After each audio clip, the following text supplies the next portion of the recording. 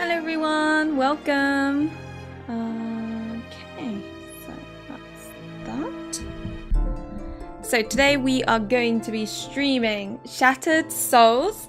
Now this game is currently, so this is a demo and it's currently undergoing a Kickstarter campaign. So if you watch this or play the demo yourself and really enjoy it, go ahead and check out their page because they need all the support that they can get, and I put the link in the description below. Let me quickly check something. This music though, it sounds so pretty. Just checking if I've... There we go. Okay.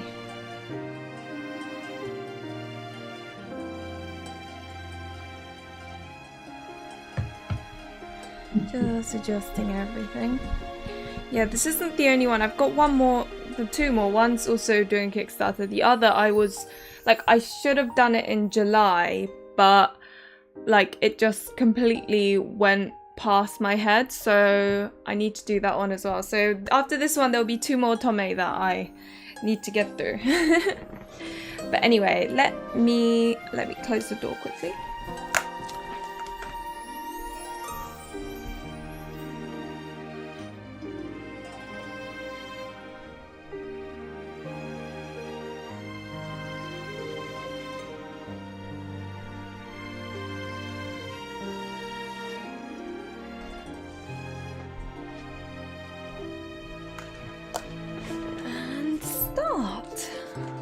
Hi Karver, hi Risu, welcome. Right, let's see. Ooh, this is a bit creepy, isn't it? Help, someone help me, please.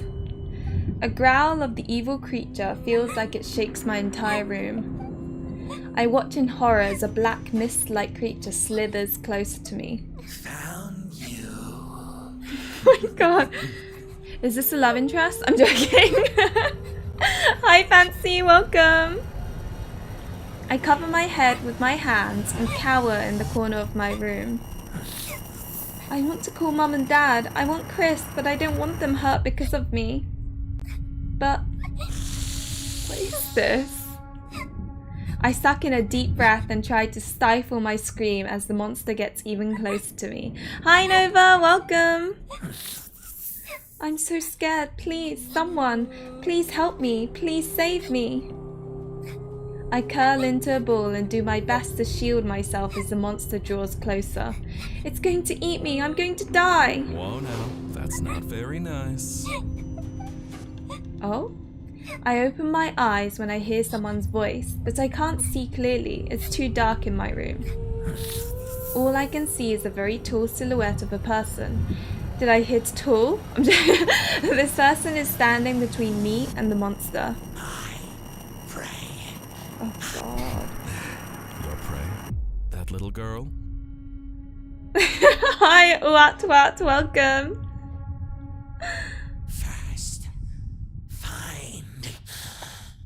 Ah yes, you're the first unlucky demon to find her. That makes you my prey. The monster hisses loudly and I jump and squeeze my eyes shut. Hey Celeste, oh, that is your name, right? It's the name that's all over your room, so I'm guessing it is. Long hair gotta be a lie. No, but I love that logic. Yes, slender mantle. He can't be slender though. He needs to be... I like that there's voice acting though. Wanna know a secret? This is just a bad dream. A bad dream? Yep. Right now, you're sleeping in your bed, safe as can be. When you wake up in the morning, the sun will be shining, and you'll forget all about this. Hi Adavani, welcome! I'm baking right now. Ooh, what are you baking? What do I need to do to make the monster go away? I want the monster to go away. Well, the first thing you'll need to do is sing your favorite song. Monsters are scared of happy songs. So what's your favorite one? Twinkle, twinkle, little star. I love that one. So, keep your eyes closed and start singing. The monster will be gone by the end of the song.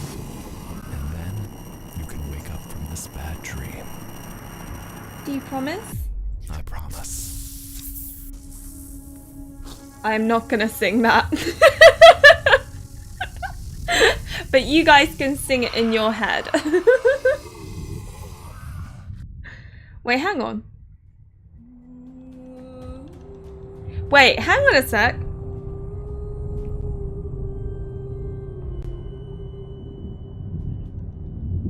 Is it up above the world so high?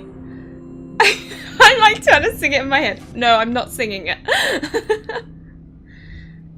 What's this game? I love that. It's called Shattered Souls and it's currently up for Kickstarter campaign. Is there more than one language for the VA? I don't actually know. I think it's just... I'd say it's just English. I'm guessing. Yeah.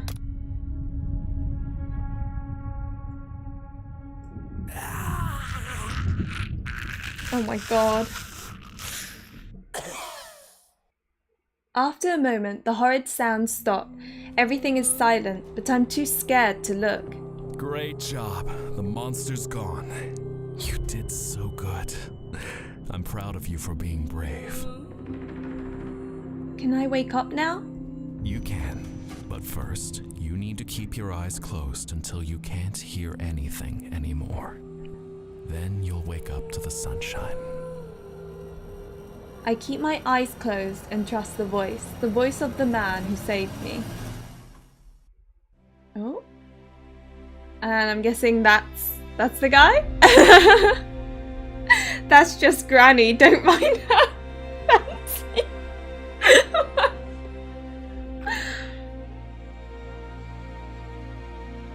I'm making sweet cardamom buns from the oven. Ooh. So recently Cafe Nero have started doing cinnamon buns and they're so good, but wow, they are so sugary. I looked at how bad it is. I was like, oh god, but they're so good. I love this voice and character. Same, it sounds like, I don't know, it has a bit of an ASMR effect, I think. A figure stands along among the mist and trees. His eyes stare motionlessly at the first creation. His first creation. My lord. What is it, Ichi? We've found the Celestial Maiden. I see.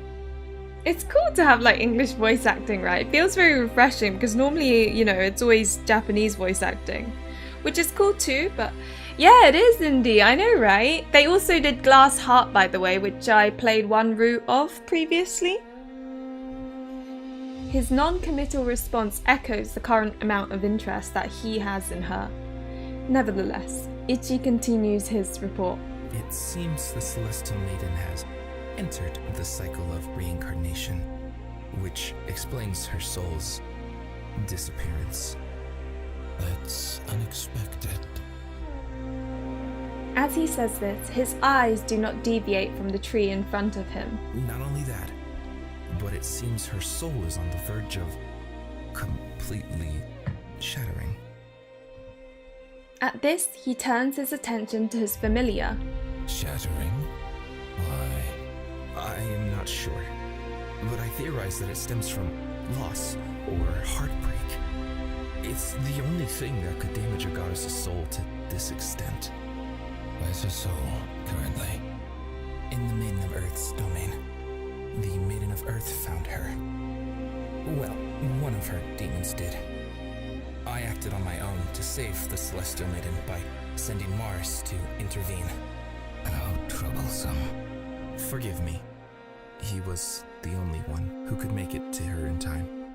Did Marris kill the demon that targeted the Celestial Maiden? He did, but because of that, the Maiden of Earth may take note of the demon's death. She may find the Celestial Maiden, if she doesn't already know of her existence. Then assign Marris to look after her, but remind him that he must adhere to the rules of the gods. Since he is not a god of that world, he is not to intervene in the Celestial Maiden's affairs unless her soul is in imminent danger. He is to watch over her and report back to you. Your Eminence, the demons will target her. She is a child. She is only around 8 years old at this time. If Marris can't directly interfere until her soul is endangered, then she will not last long. The god extends his hand and a small orb appears. I cannot give this to her directly due to our vow, but you can. Use it as you wish. I understand. I will give it to her. May I ask what this is? An enchantment. It will mask her soul for 10 years. This should give you time to find a solution to ensure the protection of her soul. This is the only time I will intervene, as I cannot break my vows. I'll leave the rest of this matter to your discretion. Yes, Your Eminence. Thank you.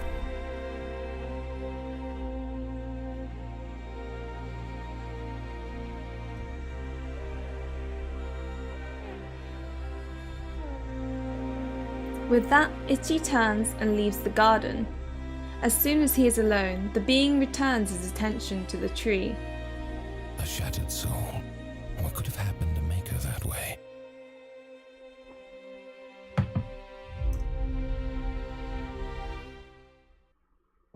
"16 years later." Oh my gosh, she's so cute. Is this the main character? The city never sleeps. I take a deep breath and look out the window of my living room. Traffic bustles beneath us, and crowds of people move in and out of the busy streets. My gaze wanders to the sky, but the lights block the view of the stars. It won't be long until I'll be able to see them again, though. Our honeymoon begins tomorrow, and soon we will be relaxing on a beach in Fiji. I let out a contented sigh as I think back on the day. It's been one of the most beautiful and memorable days of my life, even if it was a private ceremony with just us. My wedding dress rustles as I turn from the window and look towards the kitchen. So that's why she looks so cute. She's got her little wedding dress on. A smile tugs on my lips when I see my husband walk towards me, a glass of champagne in each hand. Oh god, this is gonna get sad, isn't it? I can feel it already. God. It's good to shout out the indie community. They keep things interesting. They really do. The indie games always, whenever I play indies, they always feel so refreshing. Are you enjoying the scenery, my love? Is he a love interest? I hope he is. He's a husband, supposedly. You know me. I prefer stars over buildings. It's still nice in its own way, though. My hand touches the cool glass and I give him a grateful smile. Besides, tomorrow we'll be lying under the stars until our hearts are content. It's not something that I usually do due to my past, but I want to be brave, at least for our honeymoon. Out in the open? I'm surprised that you leave yourself vulnerable to attacks. Ryan mirrors my thoughts. Okay, there's a voice actor, so he can't die, right? Not like quickly. He has the same voice. Does he have the same voice? Oh, is it? I'm not very good at recognizing voices. Oh, it's our honeymoon. I don't want to spend it in fear. It's never wise to let your guard down, you know. If I can't be vulnerable with my husband, then who can I be vulnerable with? Technically, we aren't married yet. Legally, that is. And whose fault is that? Mine entirely. I guess yeah. I give him a reproachful look that bears a hint of playfulness. I can't believe you forgot to sign the papers. I'm sorry. It will all be resolved tomorrow.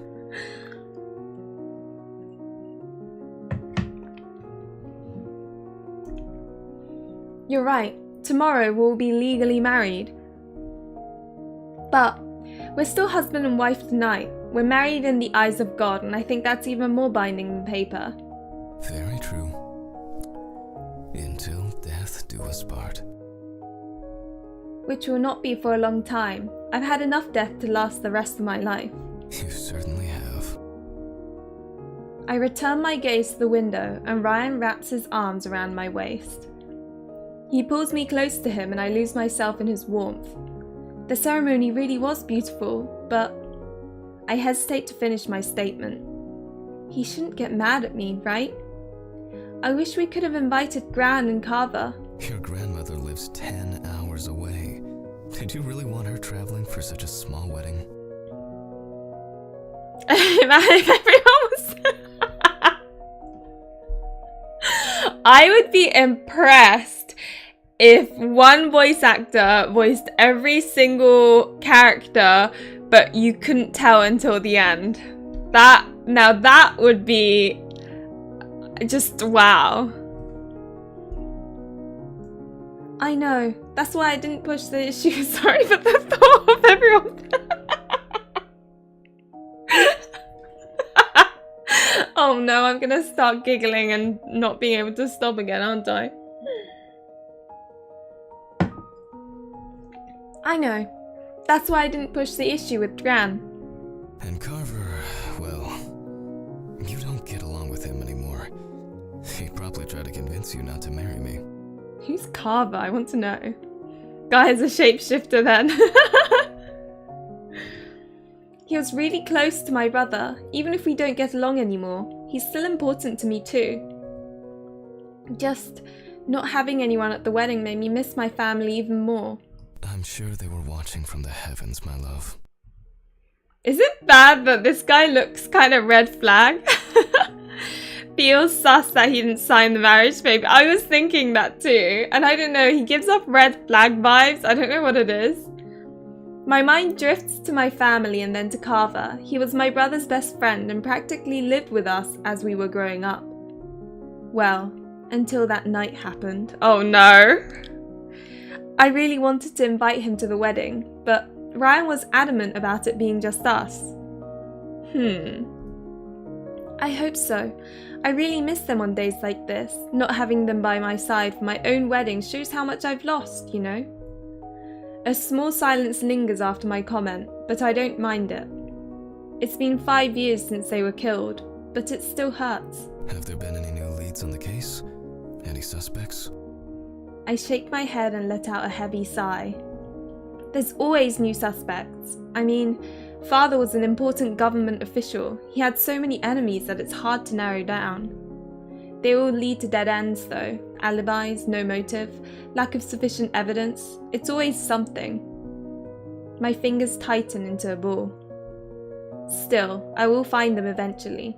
The people who murdered my family, I'm not going to let this case run cold. I would expect nothing less from you. Ryan reaches out and hugs my shoulder. It's a quick hug, one of support. Now, rather than focusing on what's currently beyond our control, let's celebrate their lives and this new beginning. Hi Kennedy, welcome! He holds out his champagne glass in my direction. You're right, sorry. I clink my glass against his. To our future. I take a sip of the champagne and the liquid fizzles in my mouth. Oh god, it's poisoned. You okay? Yeah, it's just, I take another sip before continuing. No, don't do it! It tastes different than I remember, but it could be that I'm not used to champagne, so its flavours are lost on me. It's still really good, just different. I'm glad you like it. It's one of my favorites. 1926 Veuve Clicquot. I only drink this on rare occasions. This is a once-in-a-lifetime moment.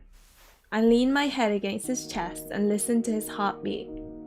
It's as calm and steady as always, never too fast, never too slow. This is what attracted me to Ryan. His strength, confidence, and stability were just what I needed after losing everyone dear to me. Many of my colleagues were surprised when they found I was dating someone 10 years older than me, but the age gap never mattered. He put me back together when I was broken. He's become my rock and my hero. I take another sip of the sparkling beverage. It must taste different because it's vintage.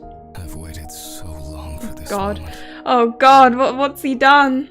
He squeezes me tightly as he says this. You and I both. Not as much as I. I would continue arguing, but knowing him, he wouldn't give up. It's been a happy day. I'll let him win his battle. We stand in silence for a few minutes, quietly sipping on our drinks and watching the bustling city below. I'm starting to feel dizzy. Am I already getting tipsy? I haven't even finished the glass. This champagne must be pretty strong. What's the alcohol content in this? Are you okay, dear? I'm really feeling out of... There we go, red flag.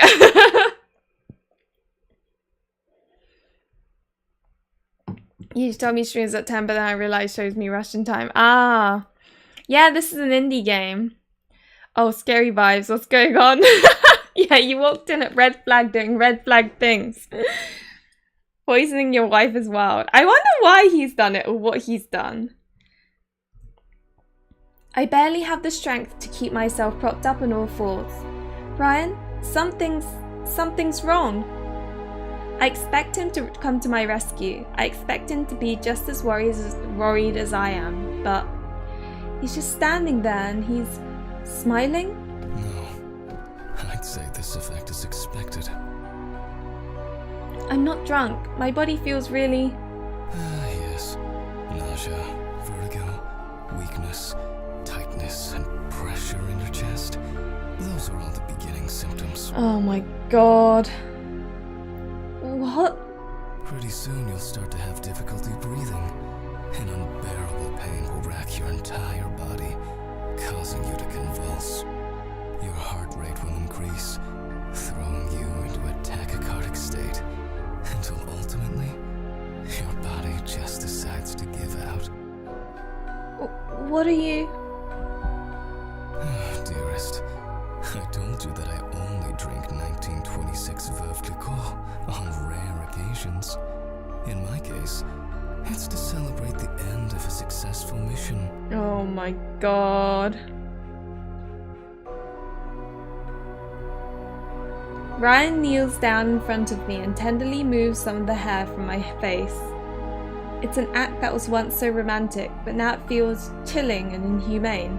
In your case, it's the beginning of your journey to the heavens. He stands with a casual ease that doesn't fit the atmosphere. I watch in horror as he walks over to the kitchen and picks up a prescription bottle. Did you poison me?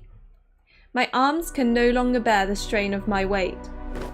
I collapse onto the ground. So is he a dateable love interest? My question exactly.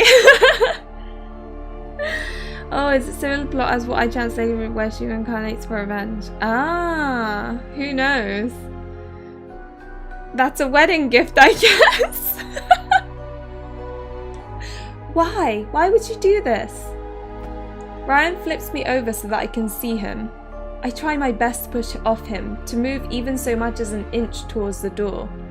But my body is like concrete. I can't move. Ryan looks at me with a relaxed, condescending gaze. He knows I'm no threat. He's got me right where he wants me. But that won't stop me from fighting with everything I have. I've got to get out of here. I can't die like this. I can't let it end like this. I struggle within myself, but I'm frozen. The effects of the poison are too strong. I watch with gasping breaths as he takes my champagne glass and moves closer to my outstretched arm. What is he? With a sadistic smile, he drops it to the floor. He then places the empty drug container a few feet away from my other heavy hand. He's making it look like a suicide. The answer is simple. Michael Worthern, Delilah Worthern, and Christopher Worthern were found deceased in the living room of their home. The cause of death was an execution-style gunshot wound to the head. The sole survivor and heir to the Worthern estate, Celeste Worthern, remained alive. But he wasn't supposed to be alive. It was a miscalculation on the hitman's part. His informants mentioned that Celeste would also be in the residence. However, due to a last-minute change in plans, you weren't there. Were you the... Now you're catching on. Oh my god. Why? Why didn't you? Kill you immediately. I don't do mercy killings. They're boring, unimpressive, mediocre, and way too easy. No, I decided to rebuild you, to show you the light in life, and reignite that spark of wanting to live, of looking towards a bright future. Ryan kneels down beside me and stares into my eyes. My god, this guy is such a... Wow. His blue eyes are devoid of any emotion. Did he always look like this? Was the reason he seemed so composed and strong because he's a psychopathic killer? As time went on, I grew greedy. I didn't want to just kill you. I wanted to take your happiest moment and completely shatter you. Body, heart, and soul. And while I was at it, I might as well take all the firsts you so willingly gave me. Oh my god. Sadly, all good things must come to an end. What better time to break you than on the night of our wedding? Oh, it's just so cruel. I can't. Oh my god. Why? Ryan leans down and twirls a loose strand of my hair with his finger. Until death do us part. I feel my teeth grinding as I try to sit up. Pain racks my entire body. It paralyzes me, just as he said. Yet, I'm not scared about what's happening inside me. All I feel is rage. How could he, this man who I loved and vowed to share my life with, murdered my entire family? How could I have been so stupid? You won't get away with this. There's a limited amount of words you can say, and you choose that? How cliche. Even if I die here, I won't disappear. I will destroy you for what you've done. Oh, will you?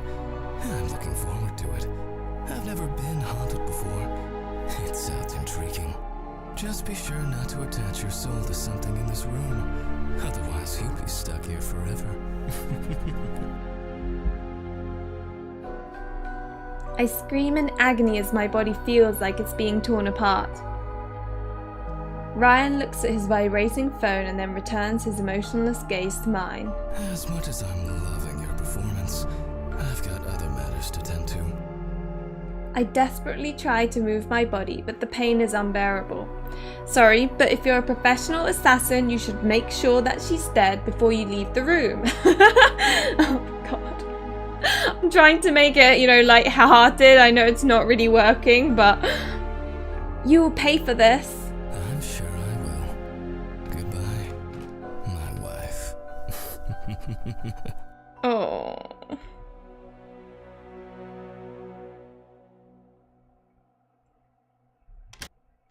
He leaves the room and locks the door behind him. The sound of the lock is so loud. It's final. Everything around me is suddenly quiet. It's as if the world itself is waiting for me to die. Oh, this is it. I'm going to die. I'm going to die here. No, I cannot let it end here. I cannot die here. I must avenge my family. My thoughts draw a blank as tears blur my vision. The pain from the poison doesn't even compare to the brokenness in my heart. The man that I loved murdered my family. The man I loved is killing me. I've been betrayed again. I feel something break inside of me.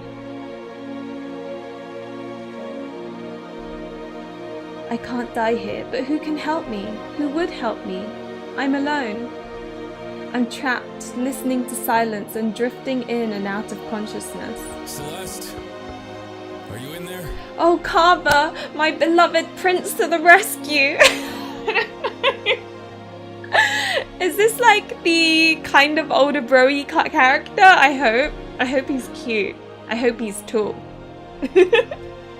Karver? Look, I know you probably don't want to see me, but I really need to talk. Sully? Selly, that's such a cute nickname as well. Hi Asia, welcome. I thought you might pop by. I'm glad that you did. How have you been? Sully! Are you okay? Hey! I hear him start pounding on the door and trying to turn the knob, but it's locked. It's no use. He won't be able to get in here. I feel like I'm starting to lose consciousness. Is this really his voice, or am I hallucinating? That's probably it. Why would he be here in the first place? We hardly talk anymore. I feel like I can vaguely hear something hitting against the door before everything goes silent. Yeah, there's no way he'd be here. Celeste! Karver, the last person I thought I'd see again, is rushing up to me. Yeah, it is a heartbreaking CG, isn't it? Like, actually, it's the tears, I think. The empty expression and the tears. It's just good stuff.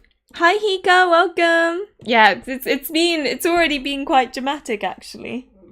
Sorry, I just thought my dog was here somewhere. No.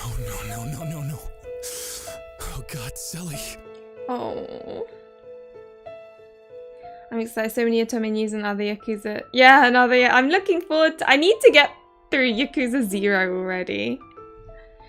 He falls to his knees next to me, and I feel his hands on my body. He's checking my forehead, my pulse, and then he grabs my hand.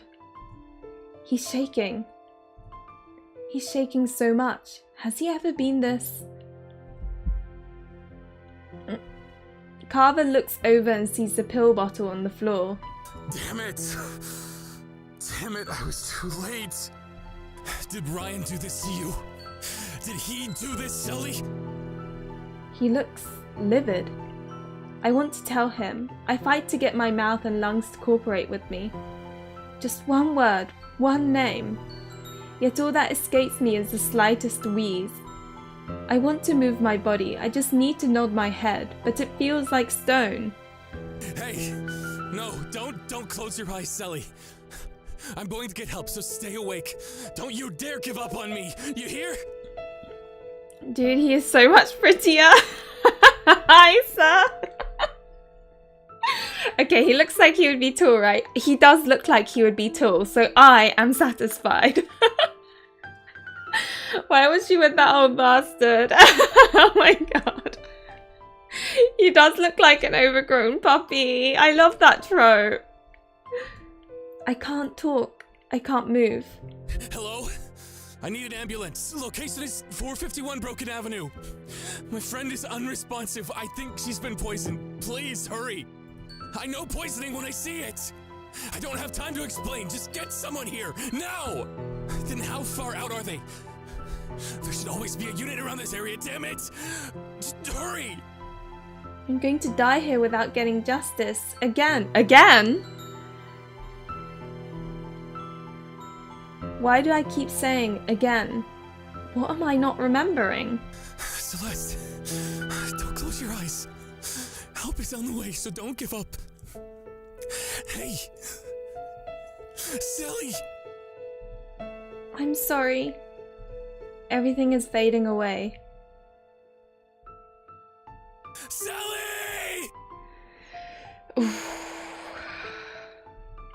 I hear Karver calling out to me, but I'm unable to see him now. The world around me is dark, murky. It's almost as if I'm under the earth itself. Is this the afterlife, or am I in limbo? No, I don't want to die. I can't die yet. He has to pay for what he's done. I try my best to move my spirit. I need to get back to my body. I must tell Karver what that man did. I have to... No, I feel myself breaking. I feel my connection to my body slipping away. No, not yet. I can't let this end here. I must... You poor soul. Once again, you're betrayed and left to die. Aren't you tired of this? Is it loving too much? It hurts and is used against you in the worst ways. Is this a reaper or maybe the god of the underworld? No, I have to get away before...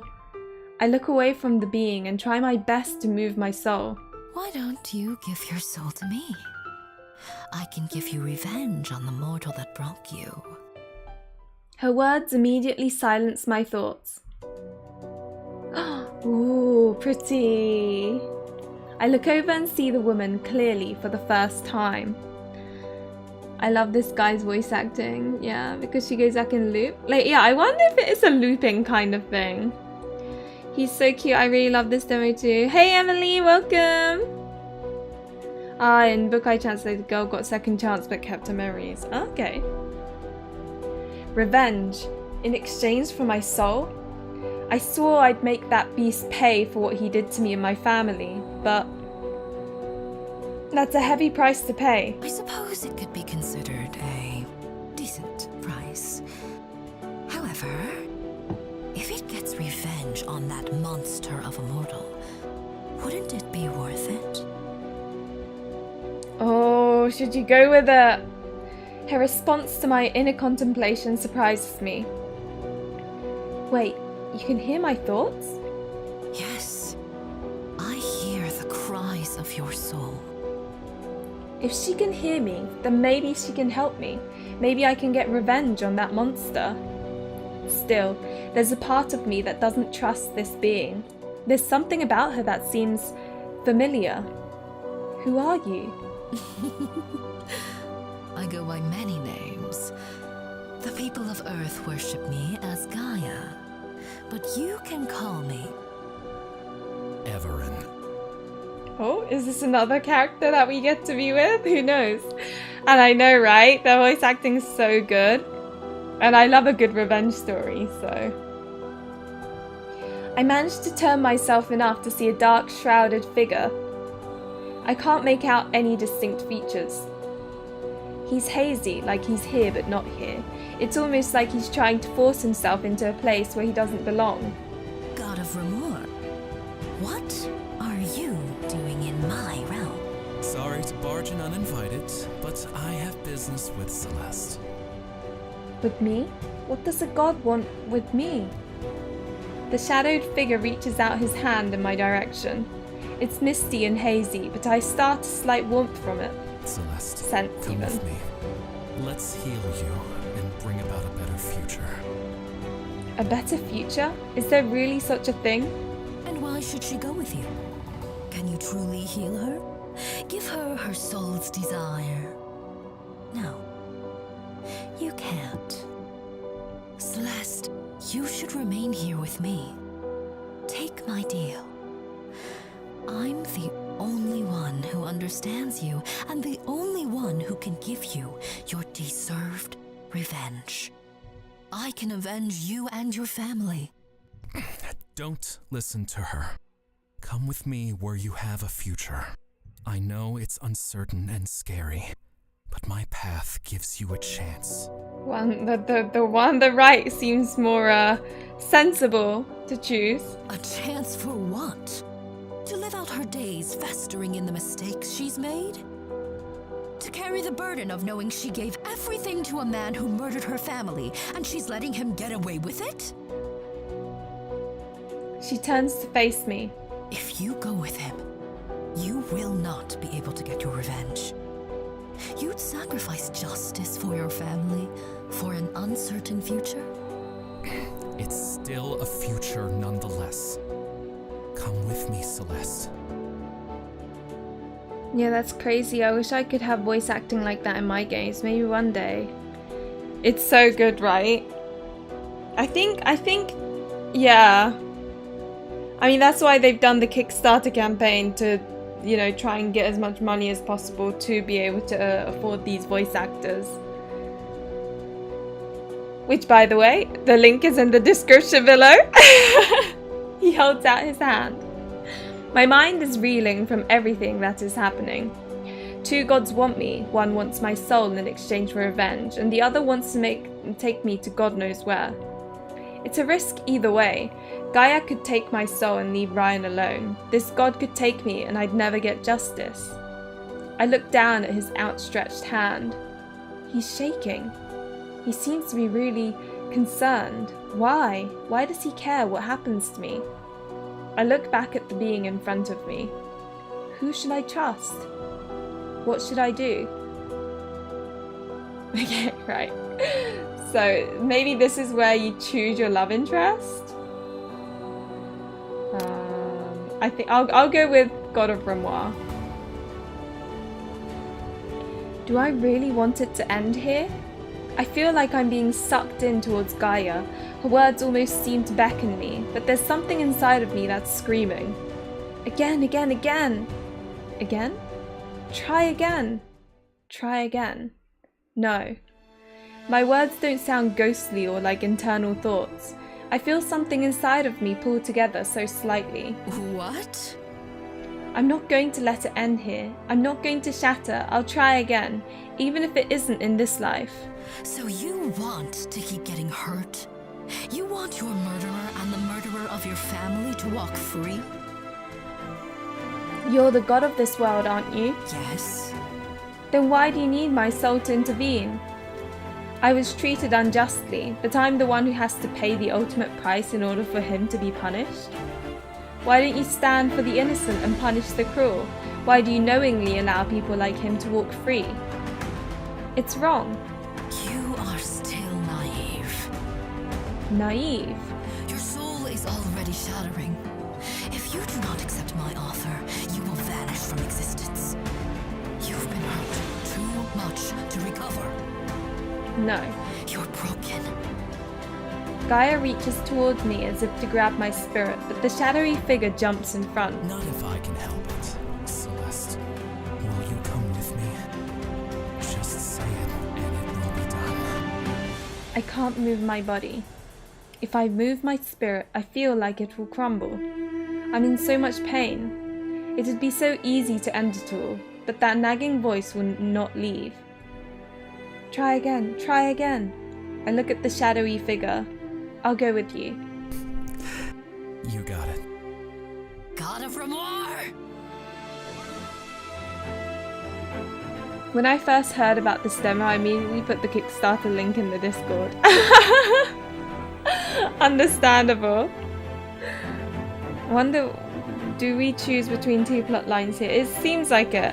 The symbol though showed like affection go up for the shadowy character, so maybe like it could also be, you know, what love interest type of thing.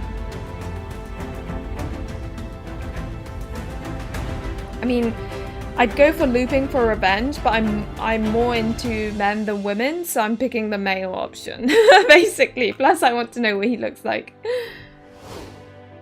In these final moments, my mind drifts to Karver. I'm sorry, Karver. If we ever meet again, I hope I can thank you for trying to save me. Oh, and we've got an opening theme as well. Look at that.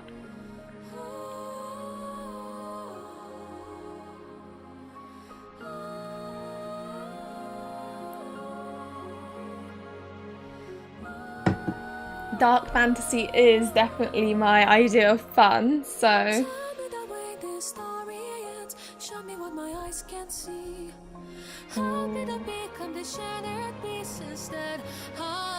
It's almost like she has to break her heart over and over and over again.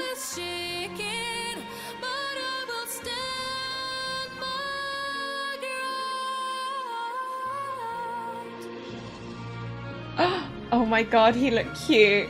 He was my type. Oh, Karver, bless him. Ooh, Lance. I'm meeting a guy with a ponytail. I don't know what it is. Oh my god, it's animated. It's very like... That was very seductive, wasn't it?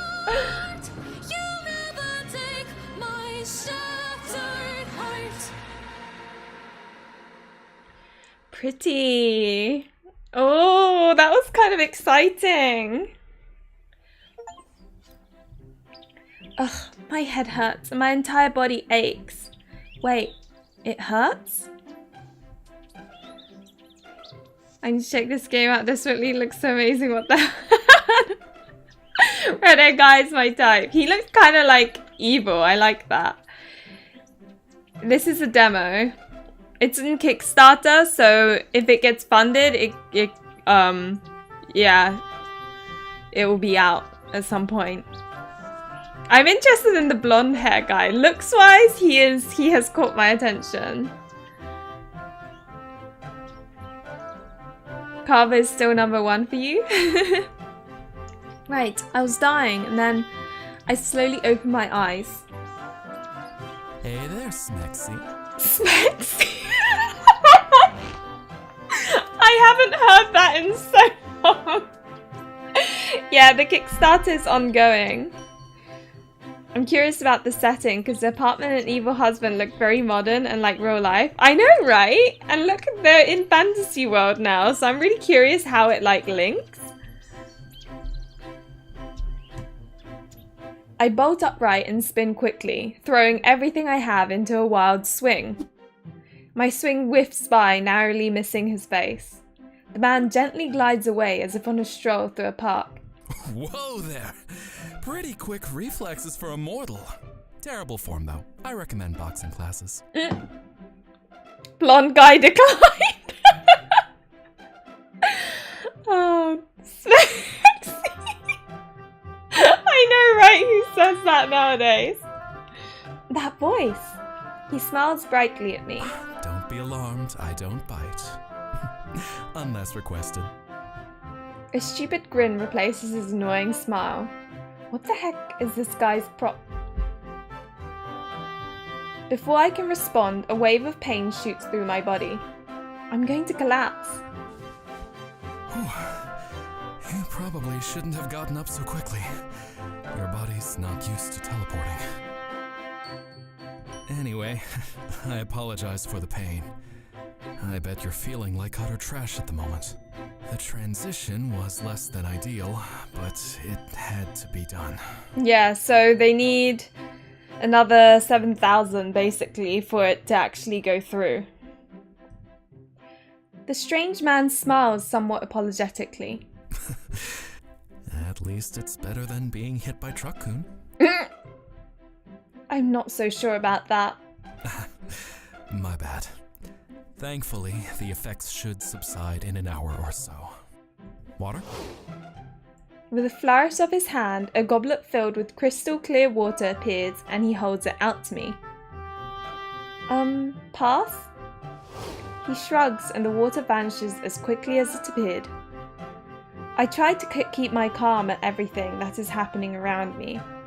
The first thing I need to figure out is where I am. To answer your first question, this is Remoire. To answer your next question, which I can easily read from the look on your face, I am Marris, god of wonder, god of all things amazing, god of eternal stamina, and library of lovemaking. Oh my god. Cringe in a cute way. Yeah. Oh, the blonde guy's a god. Apparently so. Oh my god. What? Well, that's a thing. He's an idiot. I don't know what to go for. Well, that's a thing. He's definitely an eccentric character, isn't he? But seriously, those are some of my titles.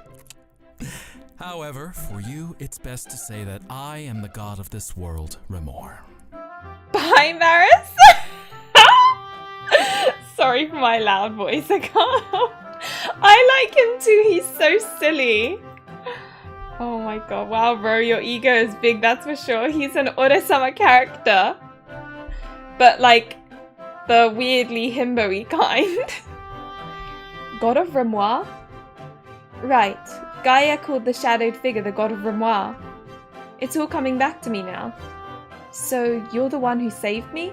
I thought I recognized your voice. Yes. In a manner of speaking. No pun intended. To be fair, you're not saved yet. Your soul is still broken. What does that mean?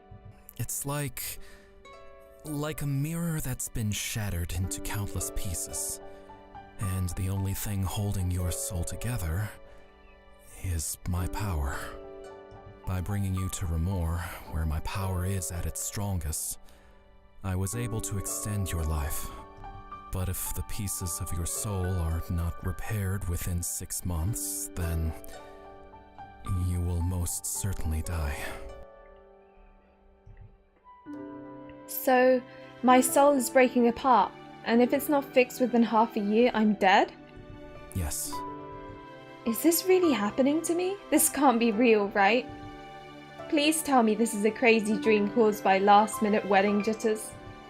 Or that I read too many fantasy manhwas before bed or something. My mind reels as memories fight to sort themselves. No, as the reality of everything comes crashing down on me, I look at my body and see that I'm still wearing my wedding dress. My heart sinks when I see the slightly dirty dress. No matter what I tell myself, I know the truth of my situation. So it was all real. As soon as I say this, all the strength leaves my body. I fall to the ground. Oh, my heart! Marris kneels down beside me and meets my eyes. I'm smiling a bit too much, I know, I can't help it. His expression is gentle and earnest. I'm afraid so. But, Celeste, you made the right decision in coming with me. I hope you know that. No, I don't. I don't know anything. Why did you save me? Why is my soul broken? This is so cute. Look at them together. So I'm just taking a moment to appreciate particularly the jewellery. I would love her choker, and have you seen his brooch? I mean, I'd love that for myself. I saved you because I was asked to, but more importantly, because I wanted to. As for why your soul is broken, to be honest, I'm not sure. I take a deep breath and try to steady myself. Panicking will not solve anything. So, where do we go from here? Well, we're gonna fix you, and I've got just the solution. Have you ever been on those dating apps? You know, that one, Adley Madsen? Oh, we're going on a dating app, are we? I want to save that CG as a laptop. Or you could do like a print screen, paste it on PowerPoint, and then save it as an image. Louie and her love for sparkly thing is showing. I honestly, I just... Oh, like sparkly things. The cheating app? I mean, you're technically married. Ouch! Oh my god. I'm not married. But you said in the eyes of... Ouch! My bad, I'm sorry. It was a joke. Oh, look at her face. It's all like blushy. That's so cute. We're gonna do like app in Fantasy World.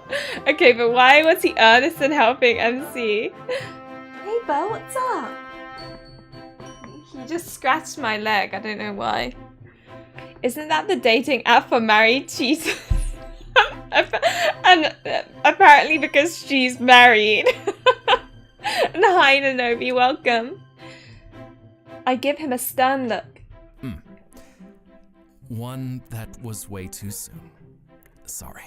Give me a moment. I'm really paranoid that he needs to pee, so be right back.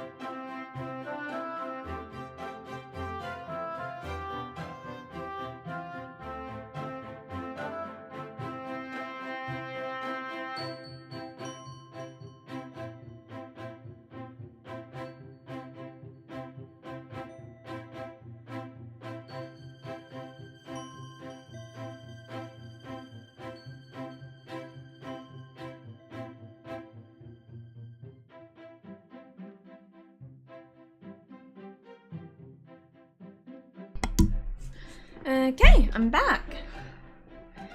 Adley Madsen, Ashley Madison, Marris. Are you married? Married? No, but for... The artwork is really pretty. I'm looking at the page on itch.io and blue hair guy also looks good. He seemed like the head god or something, didn't he? All kidding aside, I've matched you up with some people who may be able to help you. Not fix you, but help you. Like I'd ever let anyone fix me. But if things are as bad as you say, then it doesn't hurt to get help. When do we meet them? I'll take you there, right? Lord Marris! Hey, son! I was just... Don't even start! You've been missing for weeks, neglecting your godly duties! Do you even realize how far behind on paperwork we are thanks to you? Sounds like an anime character. We've got an annual report that needs to be delivered to Itchy by tomorrow! No! And you haven't written a single word on it! No, son, ouch! Okay, stop pulling my ear, son. I promise Ichi will give us an extension. Ouch! We are not asking for extensions! If you can't be a responsible deity, then I will make you! I don't care what's going on, you're coming with me right now! Sorry, Celeste. I'll be back in a little bit. While you wait, head east. Just follow the rising sun and you'll enter into a city. Stop. It's not an advanced one like your world, but you should be able to tell when you get there what I'm talking about. What about the people I'm supposed to meet? Okay, don't worry. You'll know the moment you touch them if they're distant to you. I'll be back. Ouch! Son, easy! You're ripping my ear! Ouch! You're raising my blood pressure! I may not be mortal, but my body can only take so much stress. I feel bad for San. I was so busy coding I missed the Discord one outlet. Oh well, at least I've checked this demo out before. Hi Varga, welcome! Love the voice acting in this game, so much better than most other games I've played. It's very true. The voice actor is giving 120%. Hey, wait, you can't just leave. In an instant, both Marris and San disappear. They left. They just left me here. What the heck is going on? I sit back down onto the ground.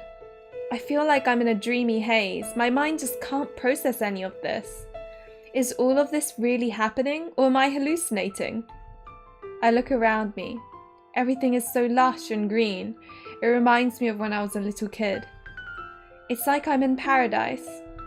But something within me knows that this is not heaven. I reach out and touch the grass. It's just as lush as it looks. The slightly dukest blades add that extra layer of detail, which further confirms that this isn't a dream. Did Ryan really try to kill me? I wanted to take your happiest moment and completely shatter you. Is he a love interest though? I would love it if this game gave you him as an option of a love interest, and then if you pick his route, you die again. That would be... I would love that. It's so bad, but I would love it. Like, they make you think that he's changed, right? And this time it's gonna end up where they live happily ever after, and then right at the end, they're like, I got you! I would love that. Oh my god. You would not believe the code these devs use for syncing the mouse animations. I can imagine it being really difficult. His words ring in my ears, causing my body to tremble. There's no way that was a dream. He really tried to kill me. He killed my family. I feel a sharp pain as something seems to further crack within me. The rage I feel within myself is something that I never thought possible. The amount of hate that I feel towards him is suffocating. I quietly clasp my hands together and do my best to steady myself. I take a deep breath and try to calm myself as best as I can. But that's not all. Why would a god save me and bring me to this world? He said he was asked to? That doesn't make sense. And why did Gaia want my soul? What is going on? My head is throbbing, and the questions swirl through it on repeat. In order to give myself an emotional break, I return my attention to my surroundings. This garden really is beautiful. The weather is perfect, and the atmosphere is so peaceful. It's completely different from the terror of last night. My mind keeps jumping between the trauma and random, unrelated thoughts. There's a numbness that's limiting even the anger that I feel. Okay, Celeste, this isn't the time to do nothing. You've been in a similar situation before. You know you're dissociating right now. While you're in shock, get what you can done. Go where you need to and do what you need to do before you inevitably break down. Don't focus on anything right now. It's too much. Just follow the rising sun, take one step at a time, and continue forward. Sitting here isn't going to get me anywhere. Neither is thinking about things I can't change. Just listen to Marris and turn off your mind. You can scream, cry, and completely lose it when you're somewhere safe. The sun has just risen in the sky. After gathering my bearings, I make my first decision. Follow the rising sun. Dusting off my stained white dress, I take a step towards my destination. It feels like the beginning of a fairy tale, doesn't it? That route would certainly teach people a lesson. Like, don't go for the same kind of guys. They're gonna wreck you. In fiction, it's cool though. Totally fine. Lily, when do you start writing Otome scenario now that you finished your book first draft? You know, Elisa, that if I made an Otome game, it would be out there to break people. Maybe that hate shatters her soul, but here she can heal with love or something with a decent person, hopefully. Poor Celeste, what a great protagonist so far though. I'm really rooting for her. Same, I really like her too. She's a good balance of like strong and weak. Because I think all main characters need to have some sort of weakness, and hers is her shattered soul and breaking heart.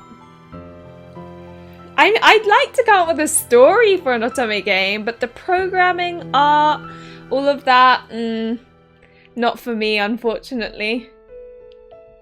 100th reason against marriage. But they didn't get married. But what have you got? You being cheeky? Okay, you're being good.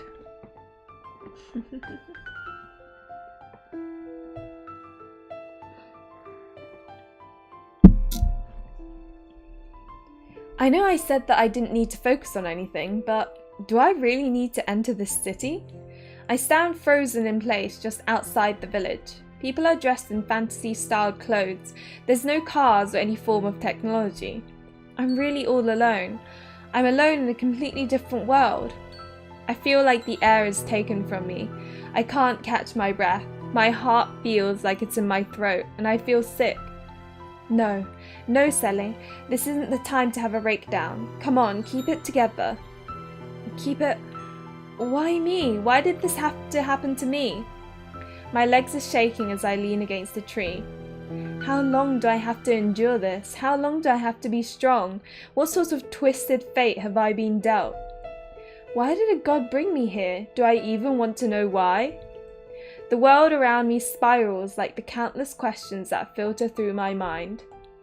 What do I do now? Where do I go from here? What's going to happen to me? Will I ever be able to return to Earth? Will I ever get my revenge on that man for what he did? What if I can't get back? What if he gets away with it? Did I make the wrong choice? Should I have given my soul to Gaia? Why does she even need my soul for revenge? I feel like I'm about to collapse when I hear what sounds like someone running behind me. The next instant, I'm knocked to the side. A little boy grabs his sister's hand and practically drags her behind him. I sit there and watch them as they disappear into the village. That little surprise is enough to bring me back to my senses. Get a grip, Celeste. I say this out loud while taking a deep breath. I made a promise to myself that I wasn't going to give up. I took that god's hand and came here. I don't know what's going to happen to me, but I know that I'm still alive. I know that I need to become stronger. I need to push myself far beyond what I ever thought possible. I have to do this to get my justice. That first step is always the hardest. Ooh, who is it? Is it someone else? I'm getting bit every time there's possibly a new love interest. I'm like, who's next? I guess her weakness is being sweet and naive, and her strength is being resilient and determined. Yeah. Peach, just get a bunch of programmers and artists and whip it into making an otome out of your writing. That's usually where it goes. It just seems like so much like, not only do you have to have programmers and artists and all these different people working on it who are on board with you and want to work together, but like, you need the dedication for it as well. I just don't have the time. I mean, I'd be more than happy to come up with bad endings for people. That I have the time for. I'm surprised to hear someone speak up from behind me. I go to move, but it's like I can't. It's like I'm frozen in place. Damn it, move, body, move.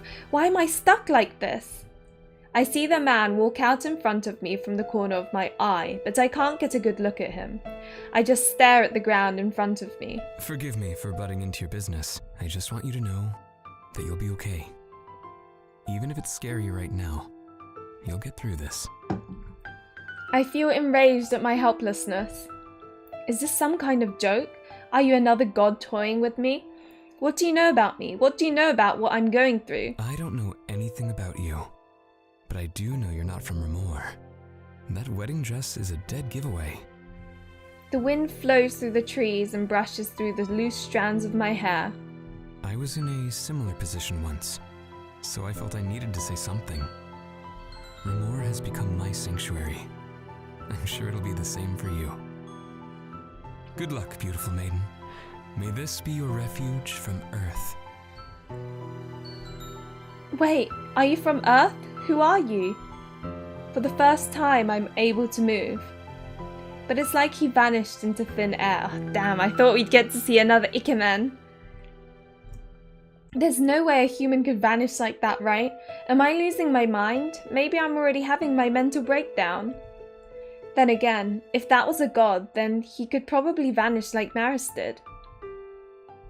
Regardless, I can't just stand here frozen. Marris told me to enter the city, so that's what I'm going to do. With that thought, I enter my new normal. Marris wasn't kidding when he said this world is different from Earth. The city looks like our medieval era. What's their progress in technology? Oh, please tell me they have indoor plumbing. I feel you, main character, I feel you. He just ASMRs and leaves. You're so right. I walk into the village and look around. The wind blows through my hair and I can smell the scent of lavender from an incense shop down the street. Oh, lavender's one of my favourite scents. I've actually got this spray from Body Shop. And the thing is, I've been looking for like a lavender spray, like a pillow spray for ages, but I could never find one or one that I liked. And I found this one in Body Shop, right? Because they started releasing them and oh, it's so good. It smells so good. And like it goes on your hair as well. So like when you wake up, your hair smells nice. Everything about it. It's like one of my favorite items at the moment. I continue walking down the main road, taking in the scenery. Everyone seems to stop what they're doing and stare. The crowd of people is very wary of me, understandably so considering the way I'm dressed. I quickly became the centre of attention here in my white puffy dress. Even in my world, I would be a sight to see walking down the street. I wish Marris would have given me something different to wear, though he might have been planning to do so before he got spirited away.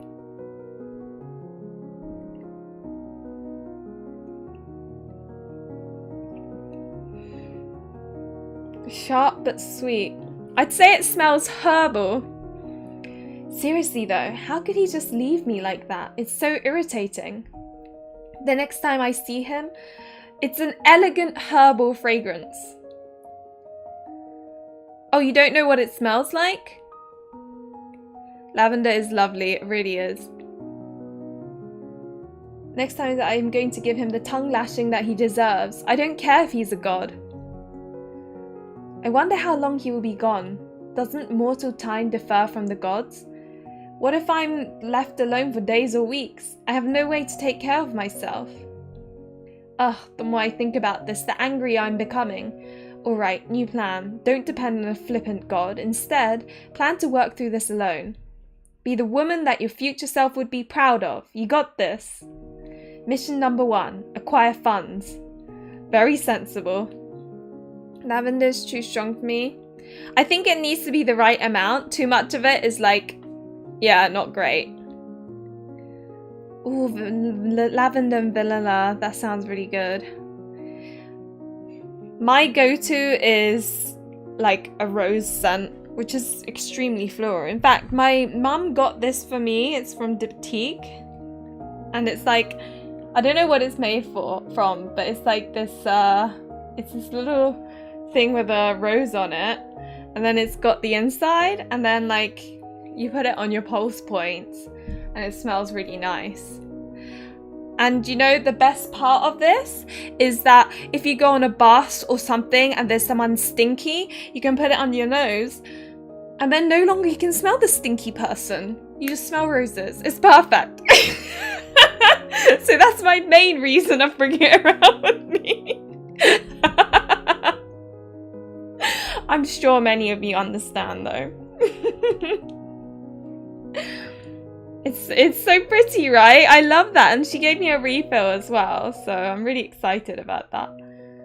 Oh, see, now I can just smell the roses in my nose. It's amazing. The only thing of value that I have on me is this dress and my engagement ring. I look down at my left hand. The diamond sparkles a bit too brightly now. When I first received this ring, it was a symbol of hope and happiness.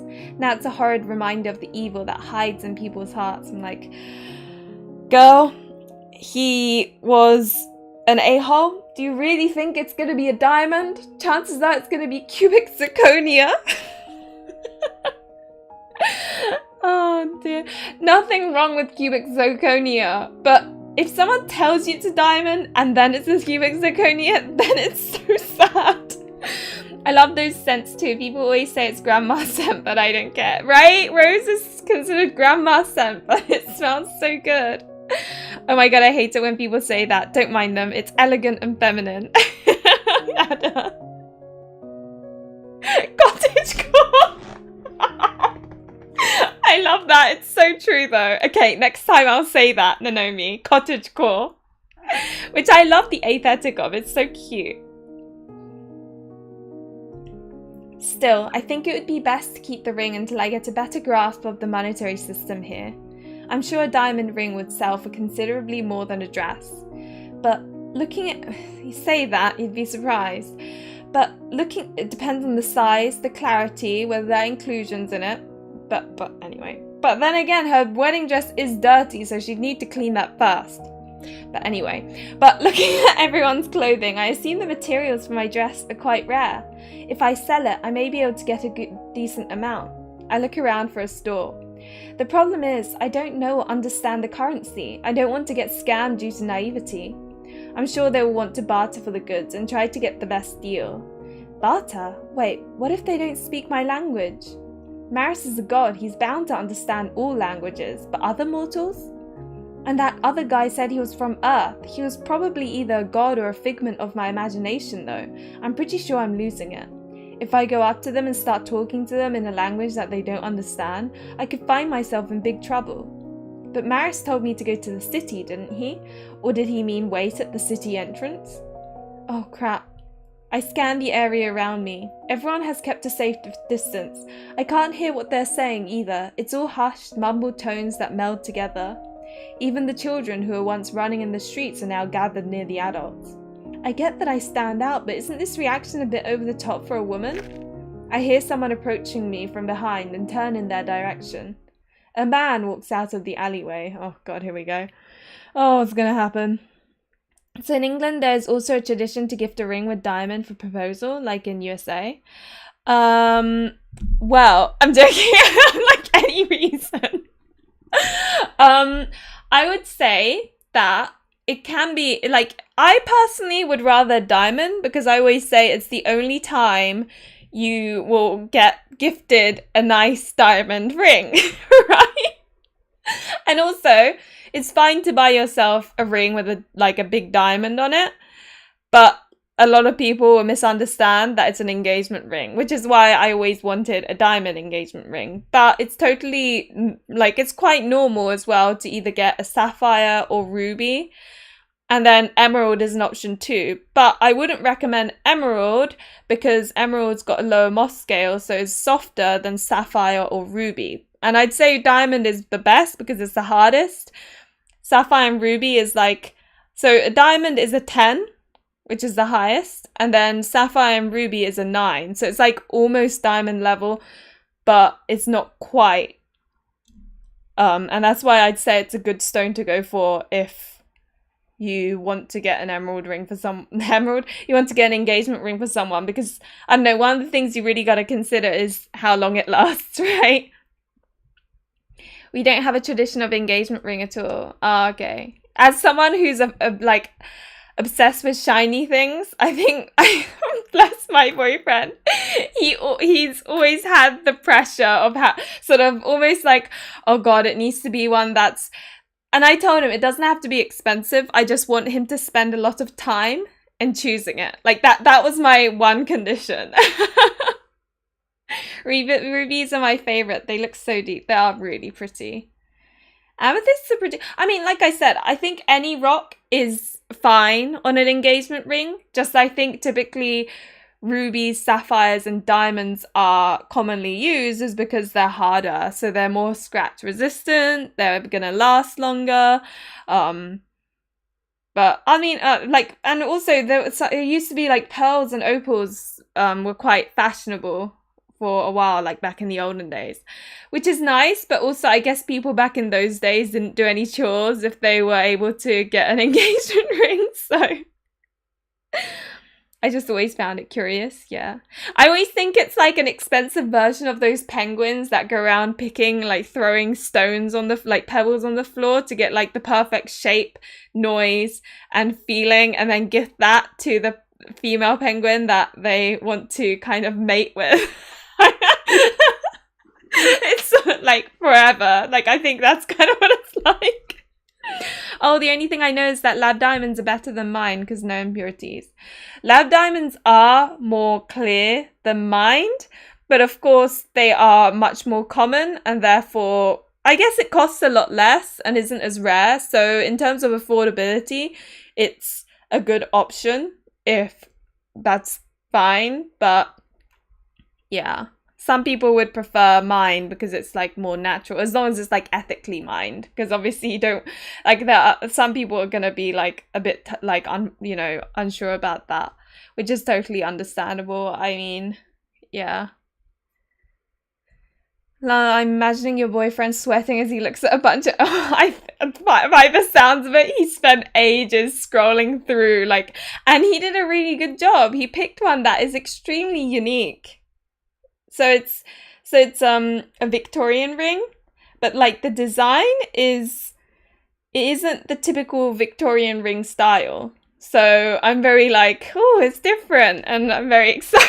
I like rose gold as well. It's my favorite gold. It looks like a crown from the side, the little spirally bit. I don't know. Okay, I'm gonna shut up.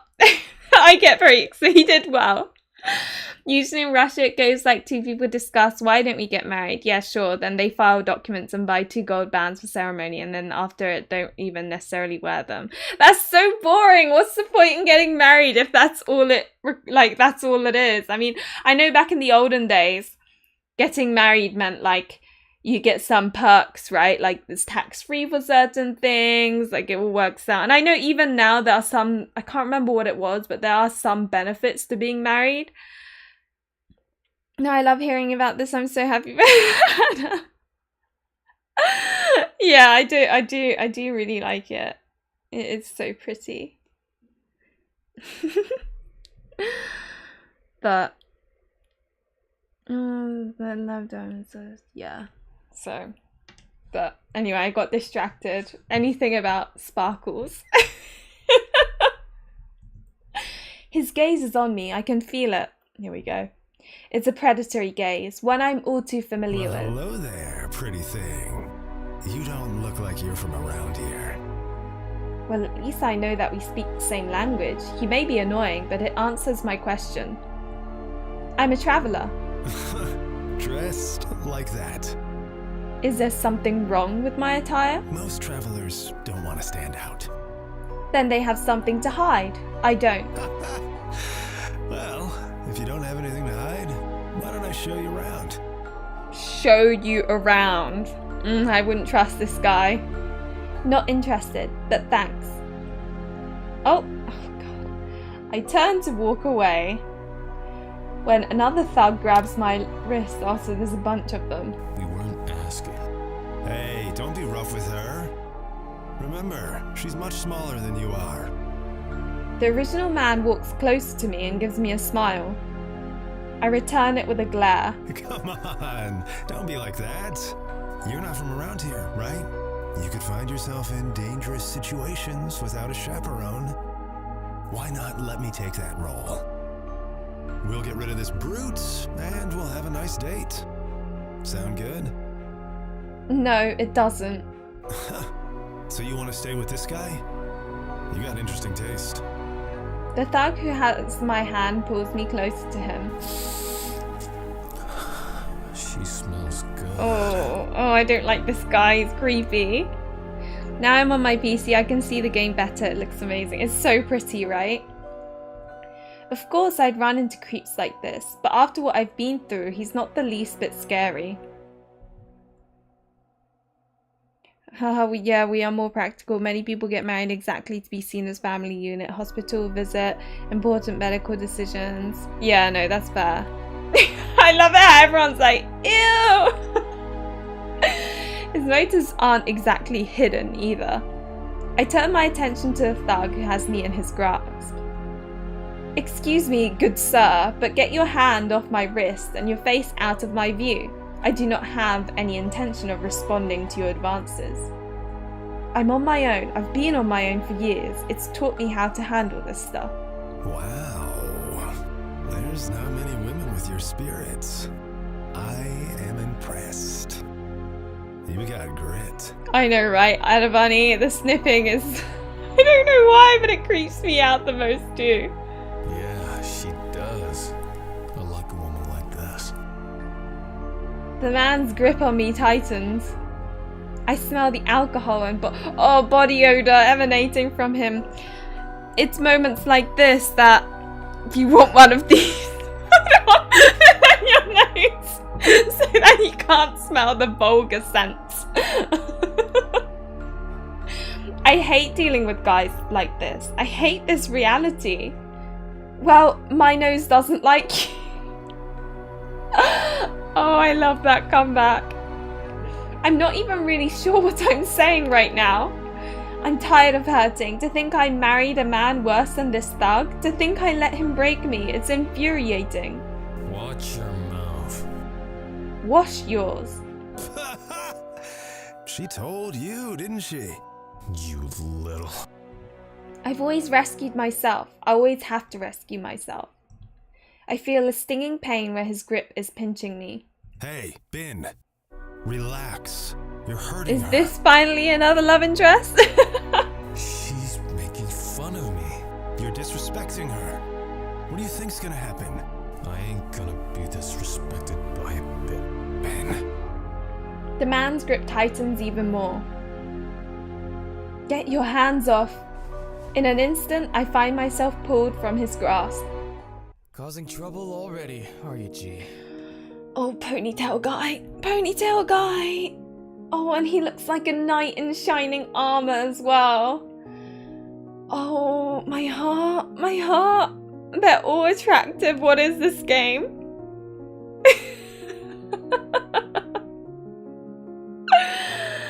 Oh, no. Finn is a fitting name. You're so right. Oh my god. White Knight. I was wondering when you'd come to the rescue. The man named G looks nonchalantly between me and the knight. Was this man hurting you, milady? Oh. Okay, out of all of them, I think he's my favourite. We must donate, it seems. my god. Yeah, that guy belonged in the trash bin. He really did. I was just, introducing myself to the girl. I was going to be a good citizen and show her around. Oh, really? I don't think she appreciates your introduction or offer. I came on strong, that's all. I can be intimidating. I am a big man. You're not intimidating. I told you I'm not interested in what you're offering. G laughs at this. You heard the lady. No means no. Not keep trying. I finished the man's sentence. I appreciate him helping me, but I never want to be a damsel in distress again.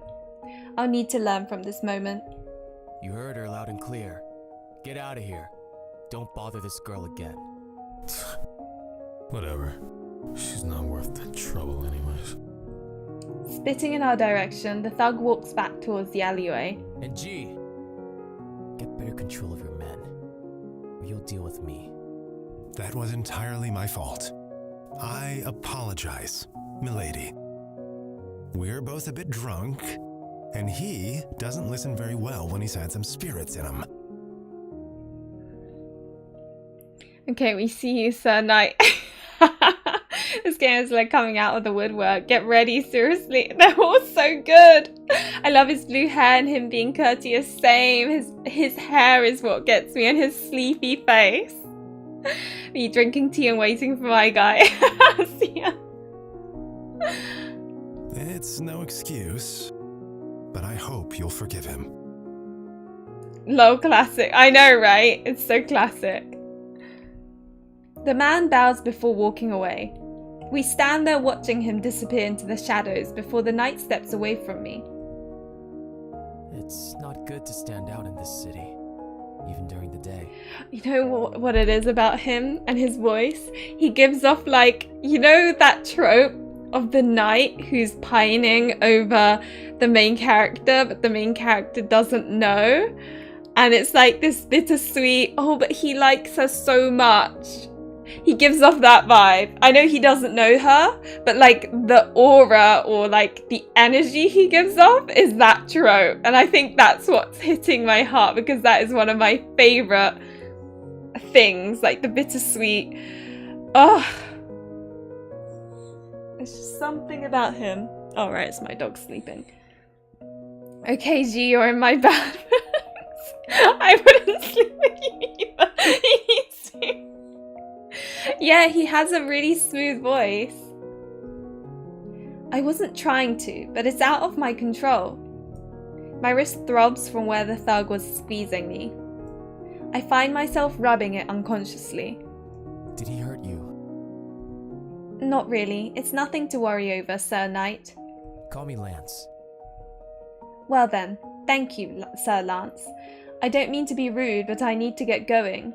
Sir Lance, that is such a like knight name as well. I've already drawn enough attention to myself. May I ask where you're headed? I don't really want to tell him my plans, but he is a knight. If I'm too secretive or act suspiciously, then I might find myself in a jail cell rather than an inn. I want to find a place to sell this dress. I also need a place to spend the night, preferably an inn. I think you'll have a hard time finding any merchant who can afford that dress, even stained as it is. Stained? Lance nods and motions to the side of my dress. I look down and see blood smeared on it. It must have been from when I was coughing and collapsed. Shoot, I thought there was only dirt on this. No wonder everyone was avoiding me. Your best bet would be to place it up for auction. Auction? They'd buy a dress in this condition? Auctions will sell anything if it's rare enough. Ooh, we need to get her another dress first though. He is my favourite. Oh, Emily, at the moment so far he's mine too. Love quiet pining man. It's like, oh, my heart. Would the auction house loan me a set of clothes? This is the only thing I have. I'm sure they would. Even if they didn't, I can get you something to wear until your dress sells. He's being rather accommodating to a complete stranger. More than likely he wants to keep tabs on me. I'd like to keep my distance, but I don't think I have a choice at the moment. Thank you, then I'll take you up on that offer. The knight smiles and nods his head at my answer. As long as I show that I'm compliant, he shouldn't have any reason to do something drastic. I'll just bide my time. I follow behind him as we make our way through the crowd. Lance takes me to the biggest building in the vicinity. Is this really the auction house?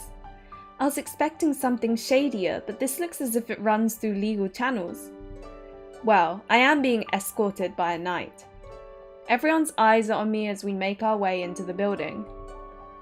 There's no way this is an auction house. This place is filled with knights. Right through here. I make eye contact with the knight. There's a glint in them that's daring me to make a run for it. I enter the small room and hear the door shut behind us. Is he like a captain or something? It wouldn't surprise me. Is this an interrogation room? Maybe I should have taken my chances with the drunken idiots. I probably would have had a better chance of escaping them. What is the meaning of this, Sir Lance? This obviously isn't an auction house. Whose blood is on your dress? Of course he'd question me about the blood. I feel like a moron right now. Lance casually places his hand on the hilt of his... Oh, Gappamoy, here we come! That action alone is anything but casual, though. Don't answer, it's mine. You tricked me? I'll just say it to him, boy, it's true. I'm not getting out of this without answering. It's mine. That's a significant amount of blood. And you have no visible wounds. Oh, so just because you can't see my injury, it doesn't exist?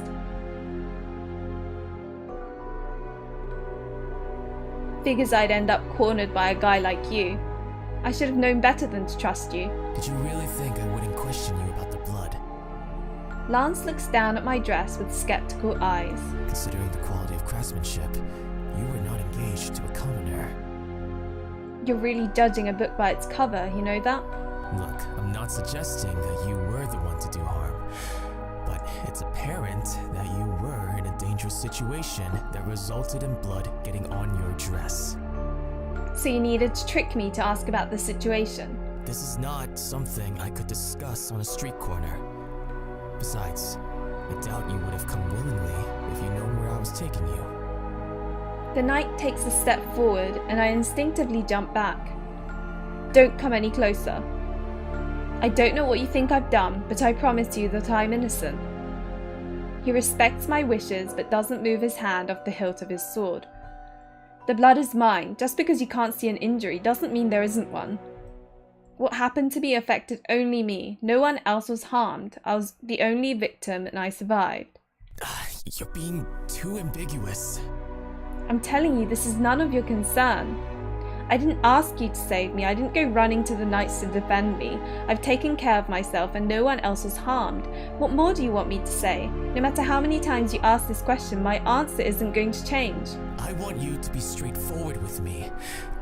Even if you were the only one harmed, it's my duty as a knight to see to it that no one else becomes a victim. And if I tell you I'm a victim of circumstance? What if I told you I had an unexpected reaction to something I drank? It caused me to cough up blood, no one else is harmed, but I'm the victim. I am a woman of integrity, I have a very strong sense of justice, so if there was anything that you could do to help, I would have told you immediately. But I don't think it matters what I say to you. It seems you already reached your own conclusions about me, Sir Knight. It's apparent that you won't even consider my explanation as truth. So why should I even bother responding to you if you're just going to believe what you want? Milady, I didn't realise I'd gotten blood on my dress, otherwise I wouldn't have strolled through town. I was an idiot who drank something that I shouldn't have, and I paid the price. That's all the information I want to share. Now please let me be on my way. I would just explain it. Hopefully he doesn't take me to mental institution. I know, right? I'm like, come on, can God, like, Marris appear already? Saying she survived is a bit exaggerated. I was thinking the same thing. She's giving pageant answers very smart. I go to walk past him when he grabs my wrist. Let go of me. I grab his wrist with my other hand and try to yank myself free from his grasp. When I do this, I feel the warmth of his skin on my fingertips. In that moment, a bright flash envelops us. May your fates forever entwine. Receive What the is blessing of Marris, god of Remoire. What is going on? I feel a burning sensation under my engagement ring. What is this? You're... My fated. What is going on? As he says this, Marris's words enter my mind. You'll know the moment you touch them if they're distant to you. Oh my god. Is this what Marris was talking about? Is Lance one of the people who can help me? What do you mean, fated? What's happening? It's all happening so quickly. The blessing of Marris? Blessing of Marris? What are you talking about? Are you the person that Marris wanted me to meet? What do you mean? Maybe I shouldn't mention anything. He hasn't believed me so far. I just need to get away from him before I find myself in more trouble. Nothing. What exactly is the blessing of Marris? You don't know about this?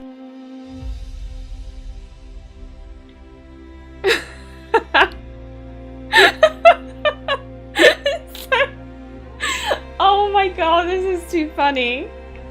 Should I know about it? He looks like he wants to ask further questions, but restrains himself. Everyone knows of Mars's blessing. Our world revolves around it to produce the most fitting heirs. Produce the most fitting... Oh my god. Heirs? Do you have any memories at all? Are you suffering from amnesia? I don't want to talk about myself right now. What is this marking and how does it relate to us? Oh, so funny. If we receive this marking, it means we are the most compatible. Dude, I just landed in this world. I don't know anything. It's so true. Compatible how? We're soulmates. I'm destined to be your husband. It's Mars's decree. This is something everyone waits for. Oh my their entire life. This is so funny. He's doing too much now. I thought the god was a love interest. Why is he increasing his competition? Oh my god. Soulmate. I immediately break away from his grasp. Lance nods his head, much to my horror. Wait, did Marris tell you this himself? It's another thing that everyone knows. It's not something he has to specifically tell us. I'm very surprised that you're not aware of this. I feel completely panicked. No, what sort of sick twisted joke is this? I'm not feeling well. I need to go. Milady! Oh no, my soulmate! She's going away! She's running away from me! Oh my god. I turn to run out of the building, but I am met by more knights entering. Whoa, hey, it's not good to rush like that. High five! Ding ding ding ding ding! Imagine for all soulmates. Oh my god. The woman grabs hold of my shoulders in an attempt to calm me down. I'm sorry, I'm not feeling well. I need to get home, please. Please let me go. All of the emotions that were held back burst out of me like water from a broken dam. Hey, try to calm down. It's okay. You're surrounded by knights. Unless you're a criminal, this is the safest place to be. Oh no, the soulmate I was interrogating. Not gonna lie, I was so annoyed with Lance. I can understand, he came on strongly, what didn't he? Even though she says this, I see a look of skepticism on her face. Please let me go. Milady! Oh my god. Lance comes running out of the room. The woman seems surprised. I don't hesitate and use the opportunity to break free from her grasp and run away. Ah, wait! Oh, sorry, Shiri. Okay, may I just say that shiri in Japanese means bottom, like bum. So when I saw that, I was like, Lance, is she a suspect? oh. No, she's my fated. I don't know why, but somehow I scared her. This is so funny. You're fated? Lance, what did you... That's your mum's name? Oh my god, Addie. I wish I hadn't said anything. But if it's like said so like in a shiri kind of way, it sounds kind of cute, you know? Yeah, shiro means white.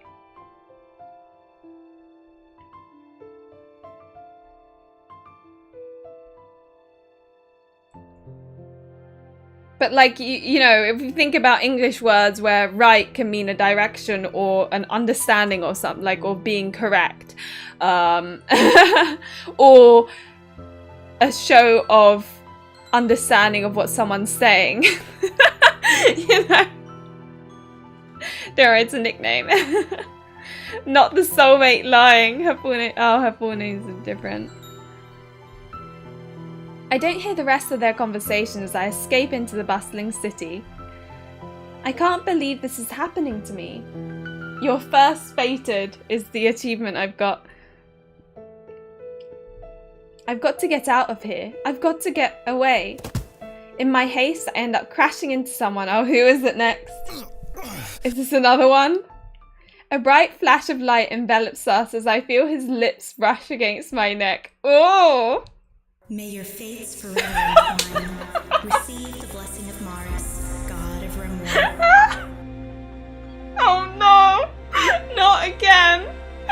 Oh, for God's sake! Not again! I sit up and look down at the man below me and I'm taken aback by his appearance. His eyes! How beautiful! He gives me a gentle smile and I snap back to reality. I'm so sorry, are you okay? I think I should be asking you that. You seem to be running from someone. He's not fazed by this at all. Maybe I was just hearing things. Right, I'm probably hallucinating. Or maybe it's some kind of repeat message. The man glances away from me for a moment and I follow his line of sight. A knight is approaching us. Damn it, I've got to get out of here. Oh my god. Oh boy, another soulmate here. Right. Marris accidentally set the fated flag on every man in the kingdom. Oh man, they're all so pretty. It really is genuinely funny. Oh my god. They should make a line.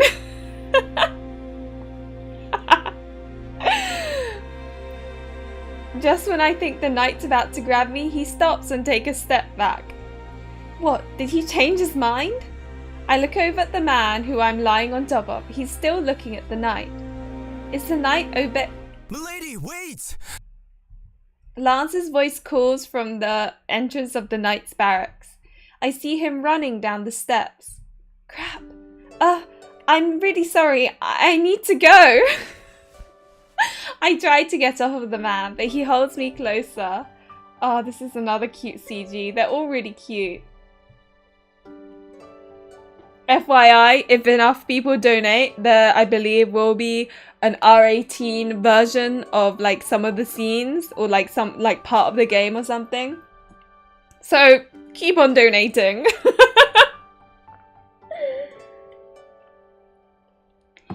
Well, at least in this world, there's no need for marriage counselors. Just touch people randomly and wait to hear the message. That's so true. Maybe this happened because Marris is behind on paperwork. Oh my god. Sia, you really don't like Lance, do you? If only real men didn't always have the opposite effect. Wait. May I know your name? This is so like classical fairy tale, I can't. Is this guy serious right now? Sorry, a bit tied up at the moment. Maybe if we meet again. The response surprises him and he lets go of me. I push myself off of the handsome young man and continue running away. This is just crazy. I'm being chased by a knight and knocking people over. Marris keeps blessing me too. What the hell is going on? Your Majesty, are you okay? You're not injured, are you? Ray's. I'm curious about what Ray looks like. I see his eyes and his hair and I'm like, he could be quite pretty, really. I love soulmate A's and oh yeah? No, but she appears to be in trouble. Emperor Aizen! Aizen! Your hand! It's making me think of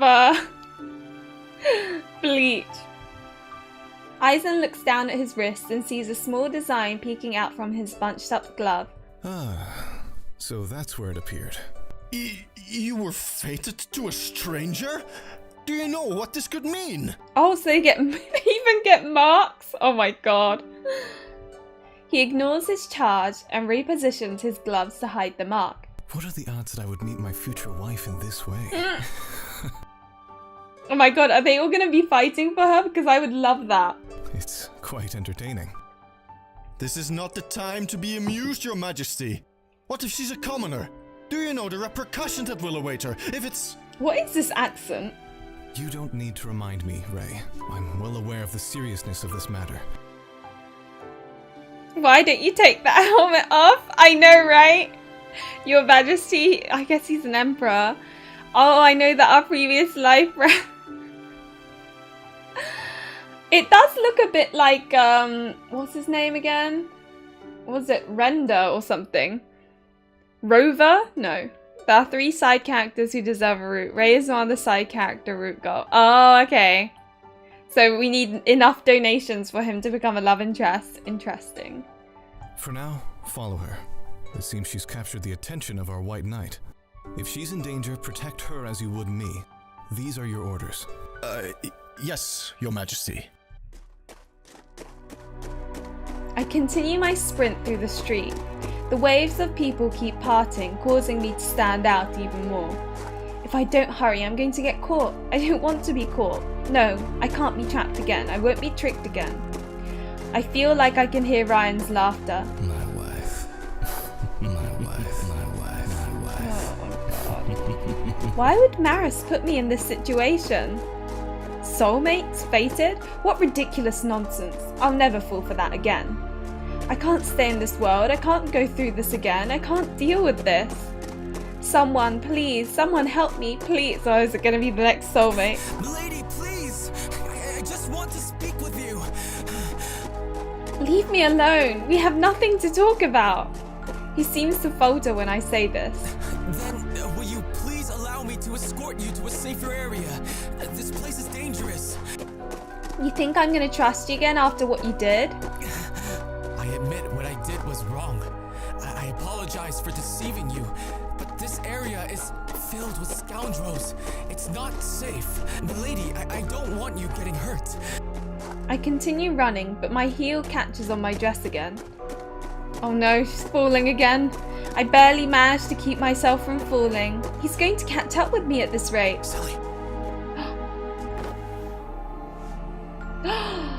Oh, he's back. Before I can process what I just heard, strong hands pull me into the alley. I finally found you.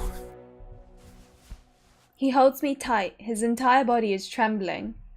Karver? What are you doing here? How are you? Milady! Oh no. The sound of the knight's voice is getting much closer. It's much more panicked too. Lance goes to unsheath his sword as he nears the alley. Unhand her head. Unhand her? Where are you even going, Celeste?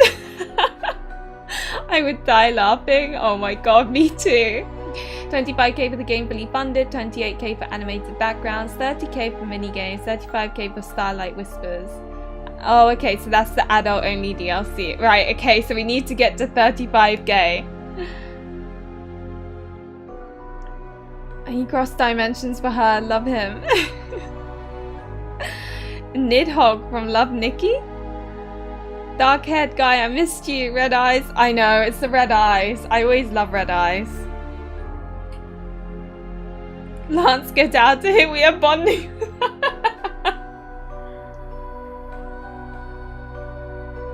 He's my friend. I stand protectively in front of Karver and glare at the knight. He seems dumbfounded by the situation. Friend? Karver places his hand on my shoulder before he moves in front of me. Yes, I'm her friend. Now what business do you have with her? The lady is my fated. I wish to speak with her, but frightened her in the process. This area where she is running is dangerous. Lance tries to get a glance at me, but Karver positions himself directly in front of my body. I'm hit with so many different emotions when he does this. So in other words, this man is giving you trouble, Selly? I merely wanted to escort her to a safer location. They continue to talk, but I find that I can't concentrate on what they're saying. Great, I'm dissociating again. How is Karver even in this world? And why is he going so far to protect me? I find myself holding onto the back of his coat. I'm curious what happened to them, like in the previous life, because it made it sound as if they no longer spoke or something. His broad back gives me a sense of security, but I know I shouldn't feel that way. We used to be inseparable. Maybe that's why I can't stop myself. I need to stop myself though. I can't trust him, not again. I think this, but my head leans against his back. Selly? I'm going to be sick. It's too much. Despite everything that's happened between us, I find myself holding tightly to his jacket. It's something I did with my brother, and I can't stop myself right now. Selly? I just need a minute to... My knee collapses beneath me. Oh. My knees collapse beneath me, and I find myself on the ground. Hey, he says. Karver reaches out and tries to catch me, but I place my hands out to stop him. I don't want to be touched right now. Please just give me a bit of space, just for a second, please. Karver respects that and takes a small step back. I'm sorry.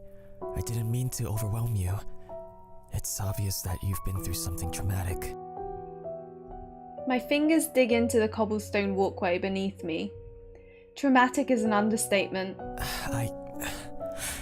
I let my emotions get the best of me. Oh yeah, Nico VA subscribed, thank you. And Marie Karen followed me on Twitch. That's really sweet. Which, FYI, if people hear like, why are you not streaming so much, Luli? It's because I stream on Twitch a lot more now.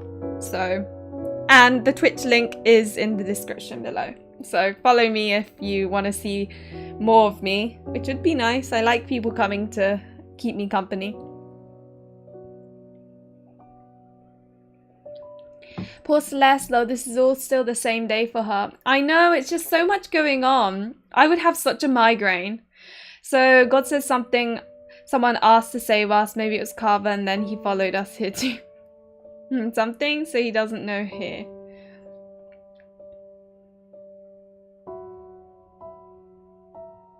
I want to hug her so badly, yeah. Lance goes to move closer, but Karver gets defensive. Don't take another step. Ooh, got a guard dog here. Selly, can you get up? So you're streaming this game, so I thought I'd stop by and see how you're experiencing the game. Yeah, we're really enjoying it. It's fun. I fight to calm my breathing, but I feel on the verge of a panic attack. My fingernails chip as I fight to regain control of my body. This is all too much, Karver. I don't know if I can handle all of this. Karver kneels down in front of me. He meets my gaze, and his expression is one that I haven't seen for years. It's okay. I'm here. I'm right here. That's not fair. You can't look at me like that right now. Please don't remind me of who you used to be. I'm too weak right now. Karver, how are you here? My friend reaches out his hand, but draws it back at the last second. I almost lurch forward to stop him from distancing himself. Oh, maybe he's the one that was, like, placed to make sure she stays alive or something right at the beginning. I like Lance, but I was annoyed with Lance because he was doing too much for me. Like, if someone won't leave me alone and follow... Yeah, no, that's fair. That's fair. No, it's okay. You said you didn't want to be touched. I can change my mind. Karver's face lightens up slightly and he gives me a gentle gaze. The next moment, he closes distance between... Is he going to touch our hand and it's going to be like he's a soulmate too? Because that would be hilarious. It takes all the willpower I have not to jump into his arms. Oh?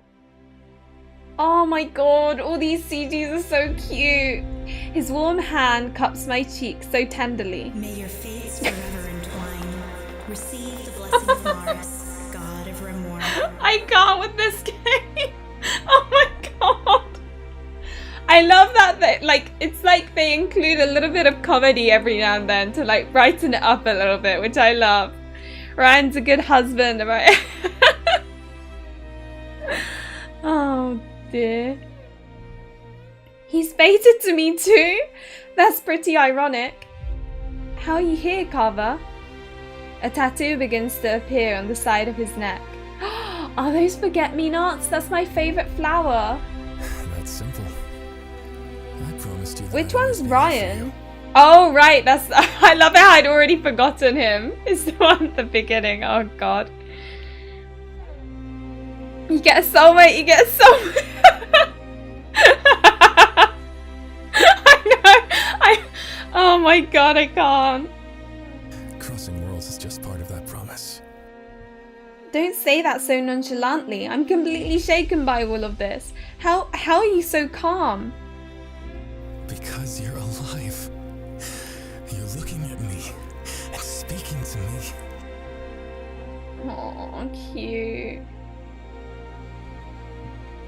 There's nothing I wouldn't do to keep you safe, Sally. He's that forgetful. Karver seems like he's about to break down crying. His eyes are wet with tears. Seeing him being emotional is making me feel the weight of my own emotions. I can't handle that right now. I'm okay, Karver, so don't give me that look. You were at death's door before Marris brought you here. I thought I was about to lose you for good. This is too much. I can't take this. I've always considered myself a strong woman, but right now I just feel like a helpless child. I hate it. I hate this. Wait, what do you mean Marris brought you here? And how are you fated to him as well? This is... well, it's impossible. Karver turns his attention back to the night. It looks like he's about to respond when we hear the sound of someone approaching. You're on the wrong side of town, Sir White Knight. I'm surprised you'd come here without backup. Oh no, what's happening now? Oh, that symbol, the symbol of appears. I wonder, like, what determines where it appears? The width of this man's shoulders. I know, right? It's so, like, compared to all the others, it's like, whoa. Oh my god, Knight is just there, like, he's just awkwardly, you know, third wheel. Why is he not reacting, like, extremely? The same man from earlier walks out of the shadows. You're not looking to cause trouble, are you? When he hears this, Karver gives me a look that tells me to stay near him. Then he stands and faces the man. No, not as long as I get what I want. You're not really in a position to bargain. Multiple unsavory looking men seem to crawl out of the shadows. Can't a girl catch a break? I force my legs to stand and look around at all of the men. We're surrounded. You don't want to do this right now. Go back to your master. There's a sharpness in his tone as he says this. I'm right here.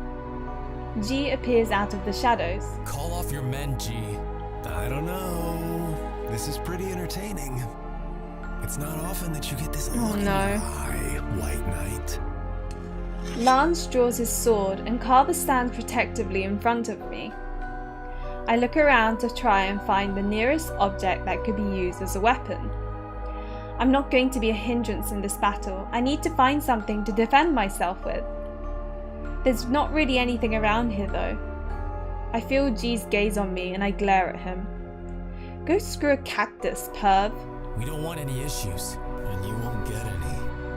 As long as you give me the girl. Imagine screwing a cactus. Ooh. Makes me cringe. This bastard's got a death wish. You talk big for someone without a weapon. Don't need one. Tough guy, huh? You got me curious now. As they are closing in, another person steps from the shadows. Oh, so this is your favorite, is it, Asia? His clothes resemble a priest, and he has what I assume is a holy book in his hand. In the name of our father, Marris, I offer you grace and a pardon. Leave this vicinity within the next 20 seconds, or suffer the wrath of God. You got like some religious guy now. Go preach your sermon somewhere else, senor. We're conducting important negotiations right now. 12, 11, 10, 9, 8. As the man begins counting down, he takes out what seems to be a chain from his cloak. 7, 6, 5, 4, 3, 2. The men pull out their weapons and begin walking towards us. 1. Oh my! Battle time! He got those chains from Spence. Nice hair though. Oh! In an instant, the priest flings the chain and a sharp blade flies in an arc, slicing the necks of 3 of the men. What kind of power is that? Lance begins taking down our attackers with ease. One after another they fall, but I notice that he's not actually killing them. Is he showing them mercy? The redhead guy, on the other hand, is showing no mercy. It's because they're, they've committed sin. He's slicing them down with almost boredom. The world around me is filled with battle cries and agonizing screams. How is this even real? Come on, let's get out of here. It looks like these two can handle them just fine. That sprite with chain looked hot. He have nice outfit, he does. I love this. It's suddenly Castlevania. Just thinking about Himbo Marris and calling him father is so funny. You're what, right? What? The Mesa guy with a touch of Chunibyo. I love that Chunibyo, that's great. I look to see that most of the men are either incapacitated or bleeding out on the ground. Right, we should take this chance to escape. I nod in agreement as Karver takes my hand. However, before we can so much as move, another group of thugs comes rushing into the alleyway. Oh, here we go. Why are they obsessed with us? The man lunges at Karver, who pushes me to the side. I fall to the ground and turn to see him straining against a blade, wielding opponent. Blade wielding. Karver! I'm fine. Stay back. I go to stand up when I feel my heel is caught in something. Is it your dress again? I glance down and see that my dress is torn from the fall. Here's my weapon. Without hesitation, I reach down and grab the gaping hole in my dress. I pull as quickly as I can, causing a long, narrow strip of my dress to tear off. Time to strangle this creep. My! I place all of my energy into my legs and jump up to attack the man. Unfortunately, I don't get the chance to get him. I'm pulled from behind, away from my friend. Let go of me! I twist my body around, preparing to punch the person when I get literally swept off my feet. Oh! Sorry, but we need to get out of here. Oh, here we go. His hand. May your fates forever entwine. Receive the blessing of Marris, god of Remoire. I knew it was gonna happen. I knew it was, but it's still too funny. Karver, I like you, but my man is here, so go away. Oh dear. No, don't. I bet he would like to be called Daddy. my god. Now I'm fated to a priest?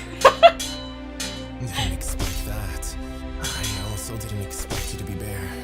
These undergarments are very revealing. Oh my god, shut up, shut up, shut up. My blush grows even deeper. Well, I didn't expect a man of Marris to have his hands in my dress. This is a shocking event for both of us. Bear with it for now. This is one of those where it's hard to choose, lol, although Karver was my favourite so far. Yeah, I can't decide either. Also, there hasn't been a red flag character yet. I'm really hoping one of them seems nice. And then you get to know them and it's like, uh-oh. But I feel like this game isn't that kind of game. Wait! The man turns around and begins running away. I tighten my grip around his neck to keep from falling. Silly! Milady! What the hell is going on? Wait, what do you think you're doing? Saving you. I didn't need... I'm all for independent women, but there's a difference between stubbornness and stupidity. You need to learn it. He's not wrong. You're right. Excuse me? You're right, ignore him. I'll say that because it's true. He does have a point. While Karver's taught me some techniques, I'm not the best at self-defense. I probably would have just gotten in the way. You make a valid point. What an obedient little lady. The man takes us down an empty alleyway. Trying to tackle a blade-wielding opponent twice your size wouldn't end well. I wasn't going to tackle him. I was going to strangle him. I'm not stupid enough to fight fairly with that oversized brute. The man smirks and seems pleased with that answer. He opens his mouth to respond. Oh, what's that? The priest sets me down and turns back towards where we left. However, he doesn't let go of my wrist. Oh, here we go. Out comes the weapons. Karver's standing there with a gun in his hand. God, I love this so well. This one. Let me be fated. I like this board killing machine. I like how if you stay AFK, the fight just continues in the background. That's true. But the thing with red flag characters that you find out later, so we shall see. Fingers crossed, right? Fingers crossed. You got to see the ending at the start. Yeah, I guess. I think strangling also requires you to be pretty strong. It does. It's producing a weird black mist. What the heck is that? That's my only warning. Let her go. The priest releases my hand before placing his in the air. I'm assuming that little weapon of yours is from your world. Our world? How does he know we're from a different world? Then again, he's a priest, so maybe Marris told him. It's quite effective. In the right hands it is. I'm curious how well it can stand up to a blessed weapon. The priest takes a step forward and Karver cocks his gun in response. I don't like where this is going. I know Karver's a strong fighter, but this guy is unlike anything we've seen before. Wait! I go to try and grab the priest when... Stand down, by Imperial command! Oh! Everyone freezes when they hear a commanding voice from the alleyway's entrance. Saray. Another man comes out from behind him. Oh, it's him. Who the hell are you? It's the man I bumped into in the street. Karver now has his gun pointed between all three of them. Just as he says this, a blade touches the back of his neck. Who are you to point a weapon at our Emperor? Oh god. Emperor? That man is the Emperor? Oh shoot. Wait, Sir Lance. I position myself in the middle of everyone and see Karver stiffen. Yeah, I know you don't like this, but I'm not going to let you get hurt. Please, this is all getting really out of hand. I turn my attention back to Karver. Karver, lower your gun. I know you're scared for both of us, but the gun is only making the situation worse. Karver is hesitant at first, but I keep eye contact with him. Karver, please. Reluctantly, he lowers his weapon. I'm going to need you to drop your weapon, not just lower it. Without breaking eye contact with me, Karver lets go of his gun. Instead of it hitting the ground, it seems to just vanish altogether. No one else seems to notice, though. Yeah, pretty sure I'm having a mental breakdown right now. That has to be it. White Knight, you should be aware of what needs to be done. What needs to be done? I have a really bad feeling about this. Hold on, my friend was just trying to protect me and he's being compliant. I rush in front of the guard and the Emperor and bow my head. If anything, I should be the one to be punished. I hit the Emperor and knocked him over. Hit? Didn't I just warn you about stubbornness and stupidity? I bite my tongue before I say something I might regret. Being honest and transparent isn't stupid, especially in this situation. Is it bad that I'm really hoping that the Emperor turns out to be a red flag? You know how like sometimes you get like the really twisted evil? I want Celeste to have a weapon too. She'd suit a staff or something, wouldn't she? Hi Lenny, welcome! And thank you. Yeah, we are having quite the laugh actually. I figured that a priest, of all people, would understand this sentiment. I return my attention to the Emperor. I apologize for our disrespect, Your Majesty. My friend and I were both unaware of your identity. I bow deeply to the man. Please have mercy on him. He was only looking out for me. I hear footsteps approaching and try my best to calm my nerves. Lift your head. I don't like seeing you bow to me. I do as he says and look up at the Emperor. It seems there are extenuating circumstances regarding this matter. I will trust and believe this man was acting in your best interest. The Emperor turns his attention towards the priest, his face looking slightly sterner. Senior Ezra, I apologize for using an Imperial order against you, but we cannot have a blessed weapon being used here. There is no need to apologize, Your Majesty. I let my curiosity get the better of me. Sir Lance, sheath your sword. Yes, Your Majesty. The Emperor nods his head before his attention is once again on me. Allow me to formally introduce myself. My name is Eisen. I'm the Emperor of Jaril. I'm Celeste. I fight back another bow before turning my attention to Lance. We could have avoided all this drama if I had not run from you, Sir Lance. I apologize. There's no need for that.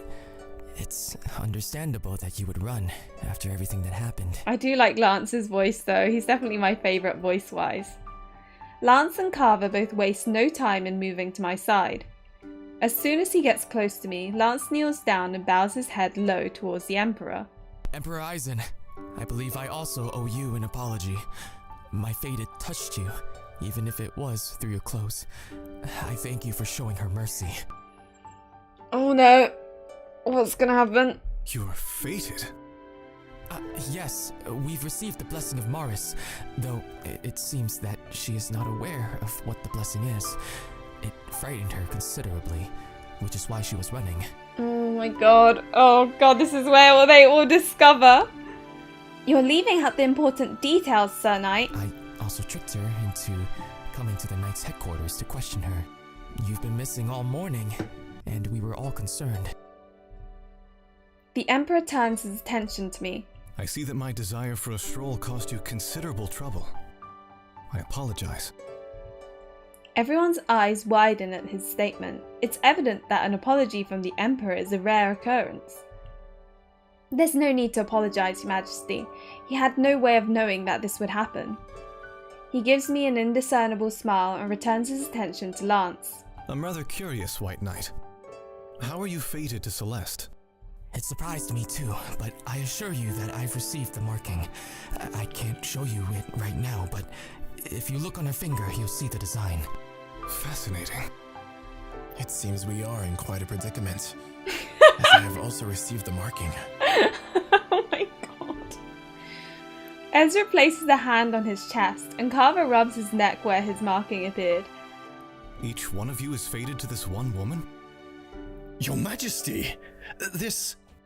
Polyamory!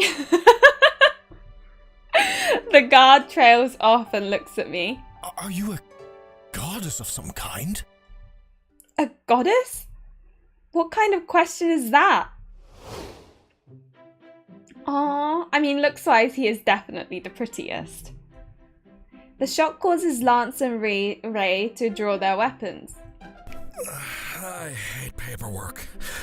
Oh, sorry about that, Celeste. I kinda left you in a bit of a difficult situation. Just a little. Difficult is an understatement. I quickly close the distance between myself and the god. Do you even know what I've been through since you disappeared? Apparently I'm fated to all these men. I'm supposed to marry them. Explain this, Marris. Marris takes a moment to look around. Good, you found most of them. Most of them. We are humbled to be graced by your presence, God of Remoire. Ezra immediately bows low to the ground, and Lance and Ray follow suit. Eisen offers a formal bow while Karver and I remain standing. Oh, bless their hearts, they're blind. Now, I'm not that kind of god. I don't do all the groveling and holy talk. It's suffocating. Just be normal.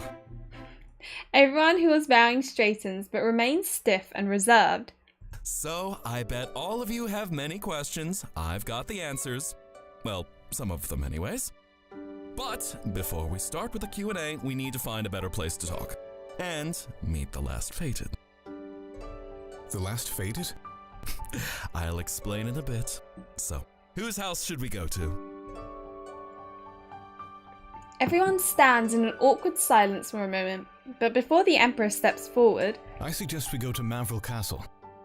Lots of blonde characters, isn't that your thing? It seems to be. I think it's because often they turn out to be like flirts or Otosama characters. I think that's what it is. Or like either that or the reliable one. I don't know. Mavril Castle? Are you certain that you want us to go to a place deemed your sanctuary? This is a matter that must be handled delicately. We should have adequate privacy there. From their demeanour, it seems that Mavril Castle is a place that is not easily accessible, even to the elite. I wonder if I should suggest the forest area where Marris first... Don't have to ask me twice. Grab your swords and steady your stomachs! Oh dear. Oh. In an instant, I find myself face down on a cold marble floor. Then the men let out groans, which are accompanied by the surprised gasps and yells of maids. My vision blurs around me as I try to focus my eyes. Not my cup of tea, to be honest. I feel like the Emperor will end up being the red. Me too! I'm very suspicious of the Emperor. We landed in what appears to be a great hall, and all of us, except Marris, are feeling the effects of his decision. Did they just appear out of nowhere?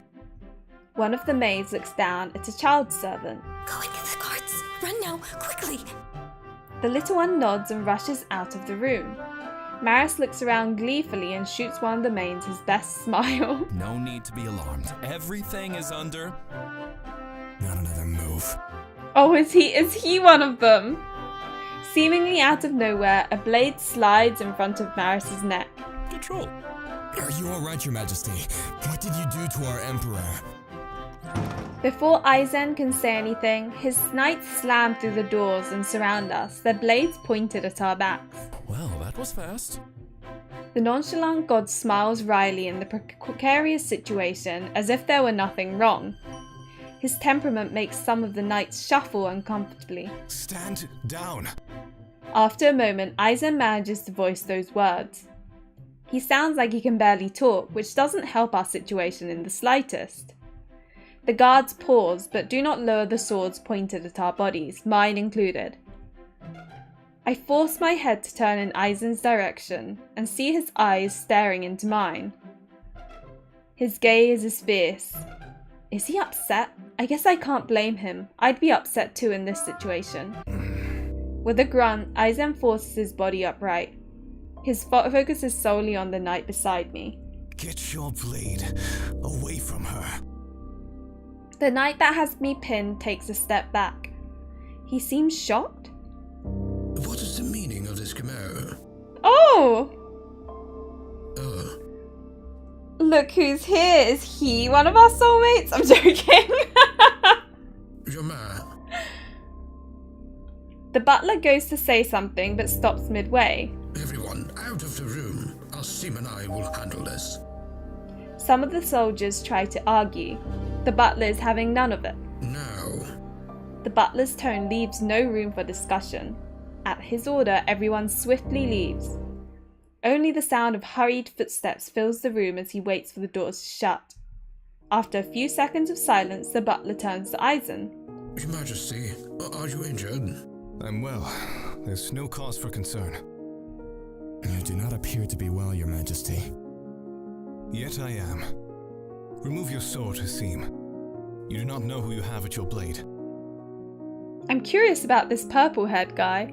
Yep, another side character who... Oh, okay, so he has a stretch goal. Dang. No, Daddy Root, only Grandpa. Oh my god.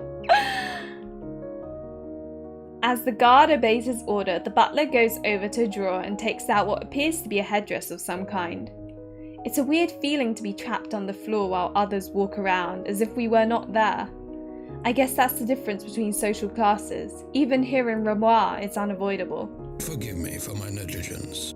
I merely wished to escape for a short time. That was not negligence on your part. Escape? Did you go to the city in this attire? Might I ask why you deemed it appropriate to leave your chambers in such apparel? No one knows who I am. That's worse. Your Majesty, they will not be mindful in their actions around you. Now, old man. Let's not give our emperor a hard time.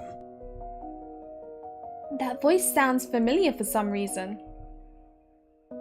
Oh, pink hair. I look over as a masked man saunters up to the group. He's definitely a sight to behold. Why is he wearing a mask? Now is not the time for your ramblings, Honor. Oh no, another dark themed. Yeah, I like the ninja guy too. More edgy characters are always welcome. I know, right? This guy looks ostentatious though. Is it not? As an advisor, I feel it's my duty to intervene when you're becoming too pompous and... naggy? Naggy? Pink hair guy is also a stretch goal. Oh, dang. I'm glad you've returned safely, Your Majesty. I too am relieved, but what would have happened had you touched a person of common blood? Let's discuss this in private at a later time. So that's but if there are only so many soulmates, then surely it doesn't matter whether they're a commoner or a noble person, unless there's some other reason why he's not allowed to touch him. Maybe he's got an illness where if he touches someone, he could die. Sorry, that just sounds so dramatic. It's like Code realizes Arcadia. Forgive me, I meant no disrespect. After this comment, the man turns his attention to us. Nonetheless, the fact that these commoners have seen your face and are now aware of your identity. You will leave them be. Leave them be? But my liege, the law states... This will be an exception. No harm is to come to them at any point in time. They are my welcomed guests, and as such, should be treated with respect. That's virtually wrong game. Oh dear. You heard him, old man. They're his guests. Keep your bloodlust to a minimum, okay? You're welcomed guests. I have never seen these people before in my life. Don't tell me you've left the palace on more than one occasion. You act surprised by this. Are you really the only one who didn't know this? Not now, Keith. As he says this, Eisen slowly makes his way toward me. I see his full body come into view when he kneels down beside me. Are you okay, my lady? Yes, the pain's starting to go away. The Emperor reaches his hand out to me, but... Your Majesty. Your Majesty! He stops mere centimeters from me. The room is extremely tense. I'm loving this. 40k for pink hair guy route, 45k for ninja guy route, 50k for Ray. Oh, we're so far away! Well, this feels like an instant death situation. I glanced over to see Kiev. glaring daggers at me, and the other guy looking horrified. Yeah, definitely a death flag.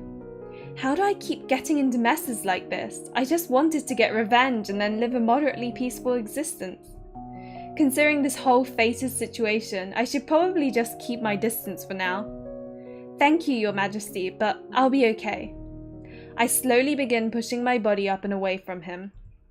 Teleporting doesn't hurt nearly as bad as the first time, but it still isn't what I'd call fun. Not only have you shown your face to a woman, but you go so far as to nearly touch her. Hi Liz, welcome!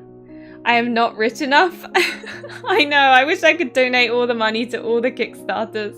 Your Majesty, don't tell me. Is she... You speak too freely, Keeve. The butler remains quiet but begins approaching us. Well, me specifically. Before he can get close to me, Karver moves in front of the man. I'm okay, Karver. I gently rise to my feet and look down at my dress. It's completely tattered. Is that a wedding dress? Before anyone can explain, Marris cuts in. I have to say, I'm impressed with you, Eisen. Who is the long-haired pink hottie? He is the guy we can't have unless they reach the 40k donation mark. Butler just makes me a lasagna. You like the butler, Nico? This causes the butler's attention to whirl around to Marris. How dare you call the Emperor by his given name? Just who do you think you... That's enough. Your Majesty, I have tolerated many instances of disrespect since your arrival, but... The person before us is Lord Marris himself.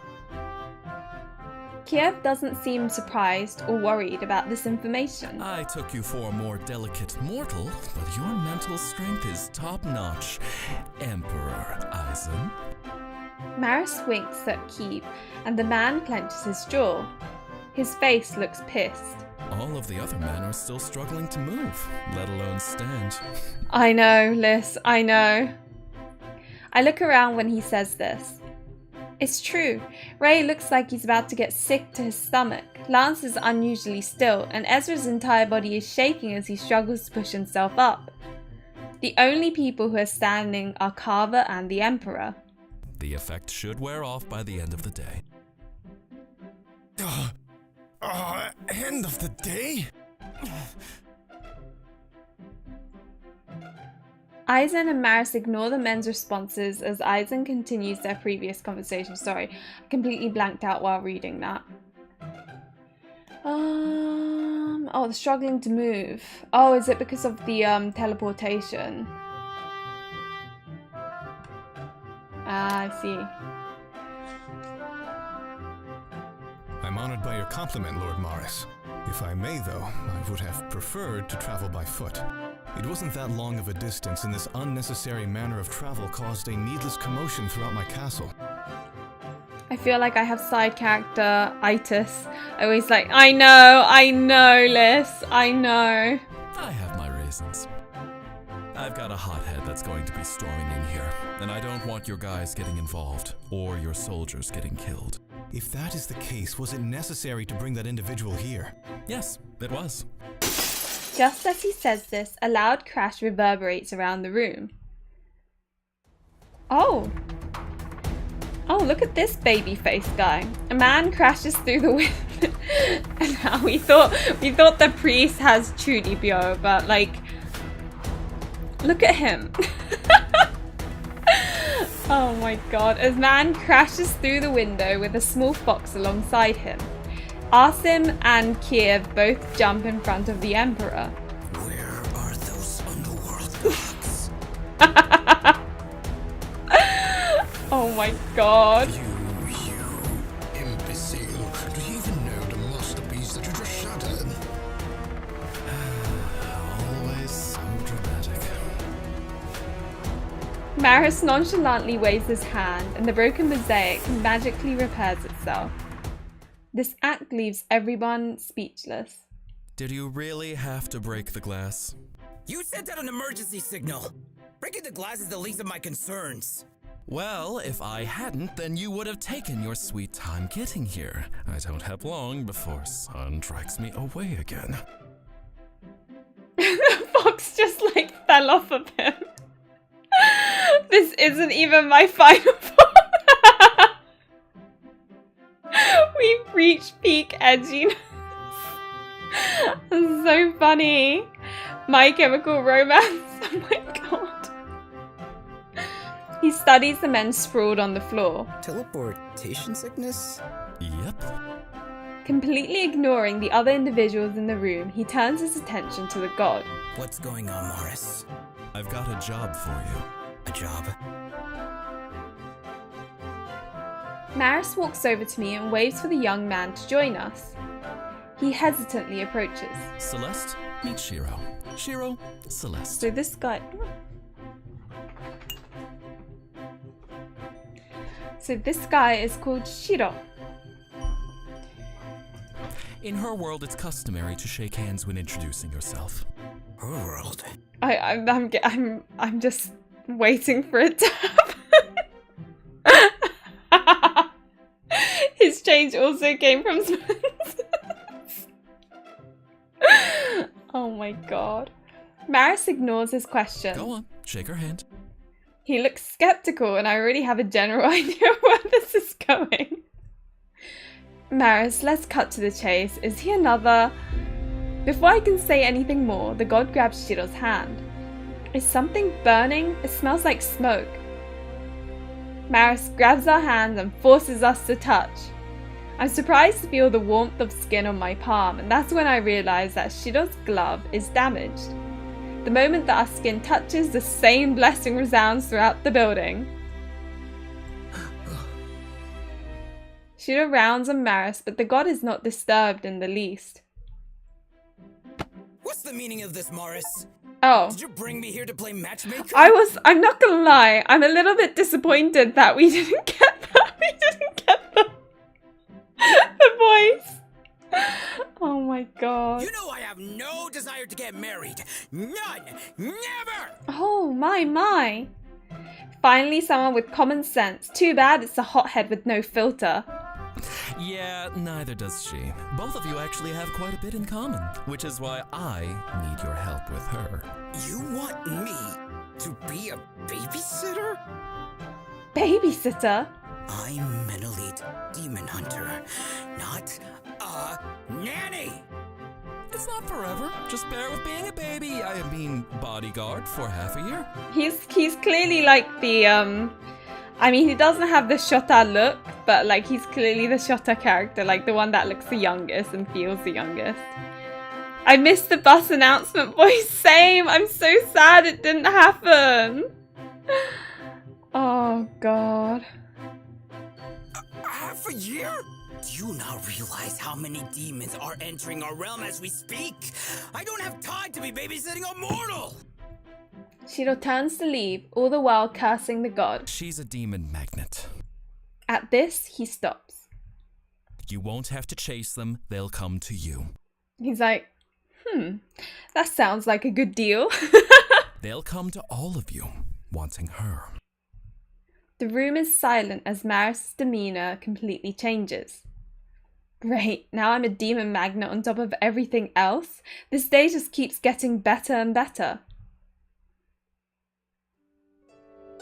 After Marris' profound revelation about me being some sort of demon magnet, he suggested we all break away for a bit of rest. Before anyone could object, he disappeared as quickly as he arrived. Answers will come in the morning, apparently. If he even remembers that he agreed to talk with us, I'm doubtful. I release my billionth sigh as I look around my new bedroom. Hopefully reality will rejoin me in the morning and I'll realise this is all just a nightmare.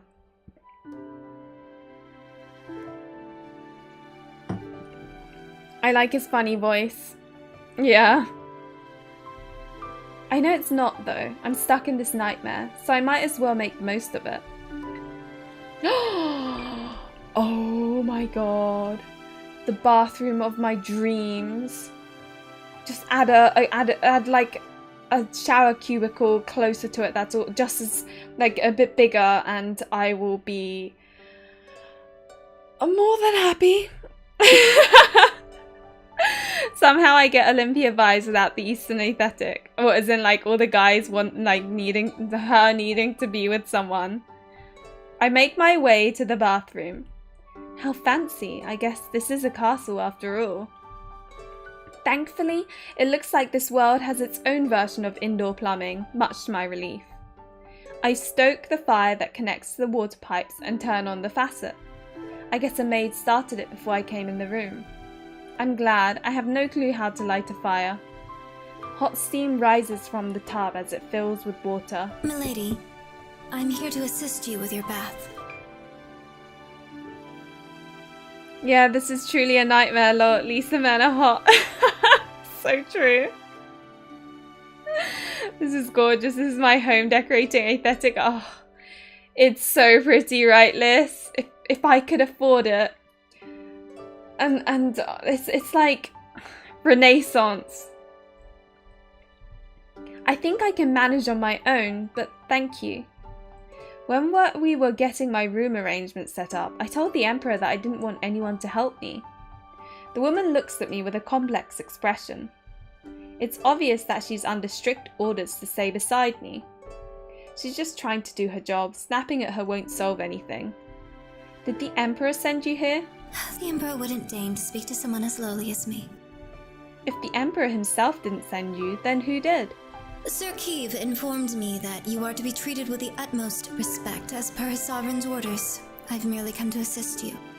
If I win the lottery? Yeah. Buy all those antiques. I think I'm going to leave you all here. I want to play a bit of Olympia Soiree before going to bed, and it's already... Okay, Lisu, well, have fun. Say hi to the characters for me. I guess the Emperor failed to mention my desires to the butler. That or he's ignoring my requests in order to keep tabs on me. Either way, I don't like it.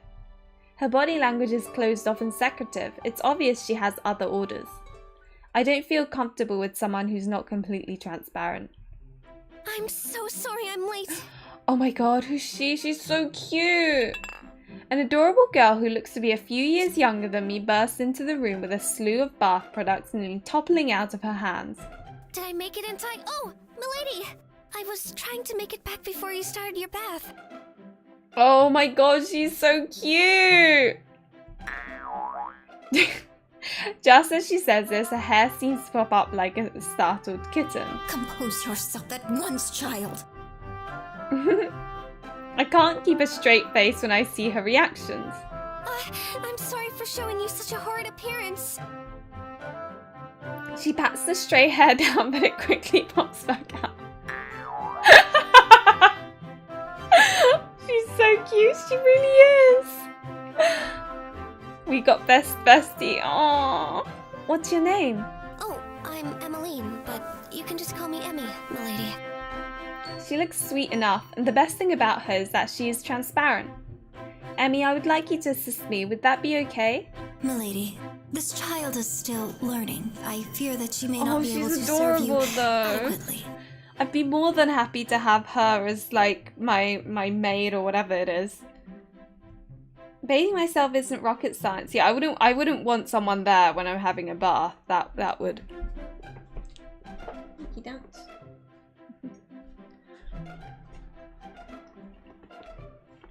Yeah, that I wouldn't like that. Bath time is alone time. They can pop in maybe to, you know, ask if I want something, but like stay out of the room while I'm relaxing, if you know what I mean. The maid gives me an inquisitive look. What I mean is that it is not difficult to wash myself. I was planning on bathing alone anyways. Milady, the bathwater's about to overflow. There's flowers in the bath. That's so pretty. Emmy quickly drops her supplies on the side table and turns off the faucet. As she does this, I turn my attention to the maid. She seems more than competent to me. Rather than waste time watching a grown woman bathe herself, why don't you continue with your other duties? If Sir Keeve is adamant about someone being with me, then I choose Emmy to help me. The maid is silent for a moment. Very well, if that is what you wish. Emmeline, be sure that you treat our guest with the utmost respect. Of course. I will do my best. She's so cute. The girl gives a big smile that seems a bit strained. She's not good at hiding her emotions. Have a good bath, milady. Yes, thank you. The maid quickly leaves. I'm honored that an esteemed guest of the Emperor has chosen me. I'll do my best to assist you in any way possible. You don't have to do all that. I'm not picky and just want a simple bath for tonight. And I'm sorry if my request put you in a difficult situation. Not at all. I'm usually delegated to minor duties, but I'm quite excited to make a relaxing bath for you, milady. Creating tonics is a specialty of mine. It's... Oh. Accidentally skipped that. Oh god. So it's why I was so late. I couldn't decide which one to use, so I bought them all. Bless her. Emmy cheerfully picks up 2 bottles and shows them to me. Oh, and I also brought some rose petals. They release such a pleasant aroma when placed in the water. She lifts a cover and some bright red petals fall out of the basket onto the floor. The sight of them makes me recoil. Huh?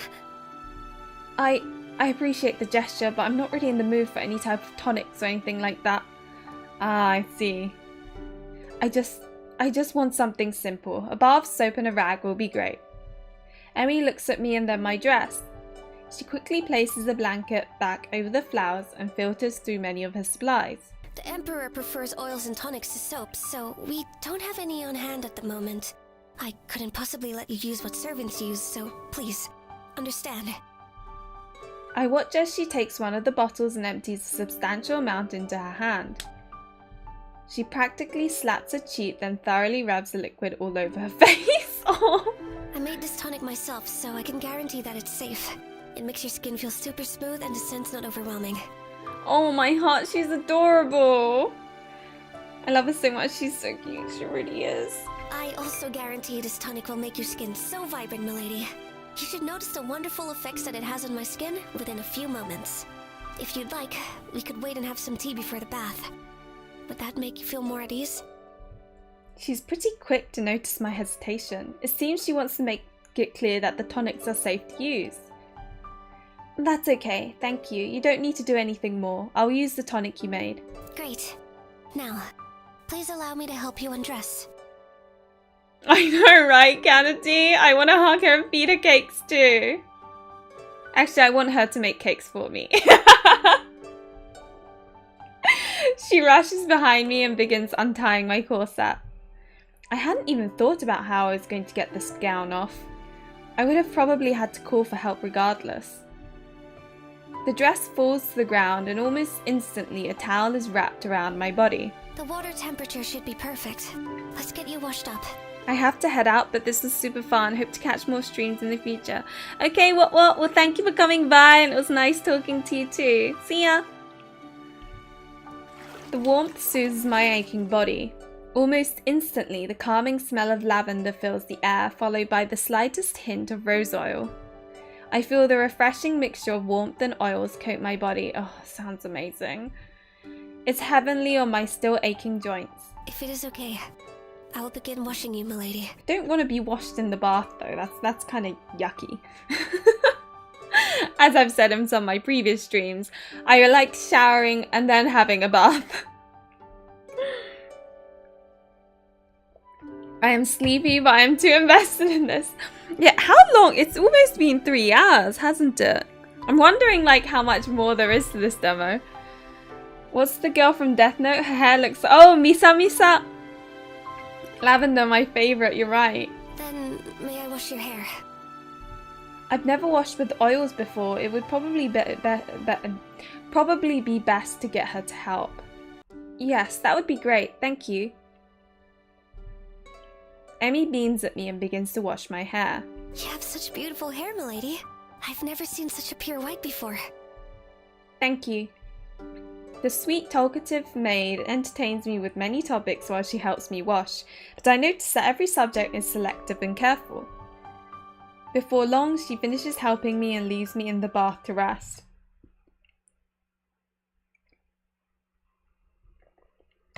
I sit in the water and enjoy the relaxing atmosphere. You know, this reminds me of the late night college craze streams, not because of the game. I guess it's like just reading it out and like chatting and stuff. At least 30 or 40 more minutes. You're almost done with the... Oh, okay. That's not too bad then. Sadly, my mind will not allow me to truly rest. This day has been way too much for me. I sink underneath the water and let it rinse my hair. The water's warmth soothes my face. My thoughts are in shambles. I'm a woman who fell in love with and nearly married the murderer of her own family. I'm a demon magnet. I'm broken. It feels like I'm just a monster. Why was Gaia so desperate for me to give her my soul? Why did Marris intervene? The never-ending barrage of questions rotates through my mind until it feels like the water itself is going to drown me. I resurface and take in a big breath of air. What will be, will be. For now, I just need to do what I feel is right. I get out of the water and begin drying myself off. Milady, I could have helped you.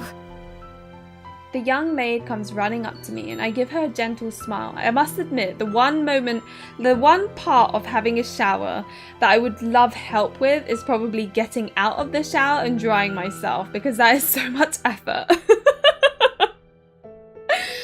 Yeah, you're almost done with the demo. I'll just... right, okay. I've got 2 arms and legs. I can dry myself off. Emmy gives me a big smile before handing me what I assume are undergarments. While you were bathing, the Emperor sent you a variety of clothes to choose from. Aww. Of course, this isn't something that will be discussed beyond these chambers, milady. She places her fingers to her lips and gives another bright smile. I follow Emmy out of the bathroom and into the bedroom. My gaze lands on the outfits that are neatly arranged on the bed. Oh, I love dress up. They are all pretty, but right now I need to be practical. I pick the one that offers me the most versatility. I don't want to stand out, so I think this would be the best option. You will look lovely in whatever you choose, but that one does seem to be the most comfortable. Emmy helps me get changed and constantly dotes on me. You look so beautiful. God. It's like these clothes were made for you. Oh, she's so cute.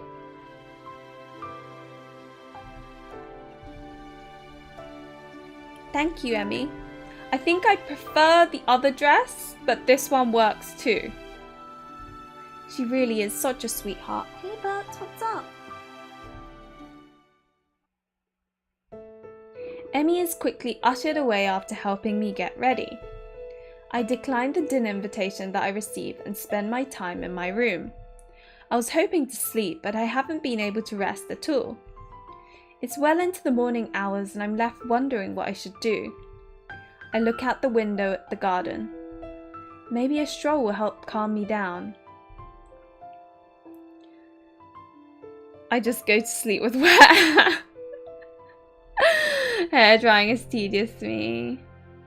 It's the yuckiness. Like, you feel so, like, it's the wetness you feel. I don't like it.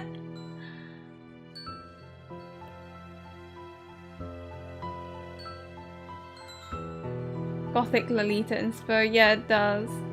But yeah, so I air dry my hair because I'm lazy. I know I should blow dry it, but I air dry it. But the thing is, like, when you come out the shower, no matter how, because of the wet hair, your body is, it's just, ugh, I don't know. I just don't like that yucky wet feeling, you know, like, ugh.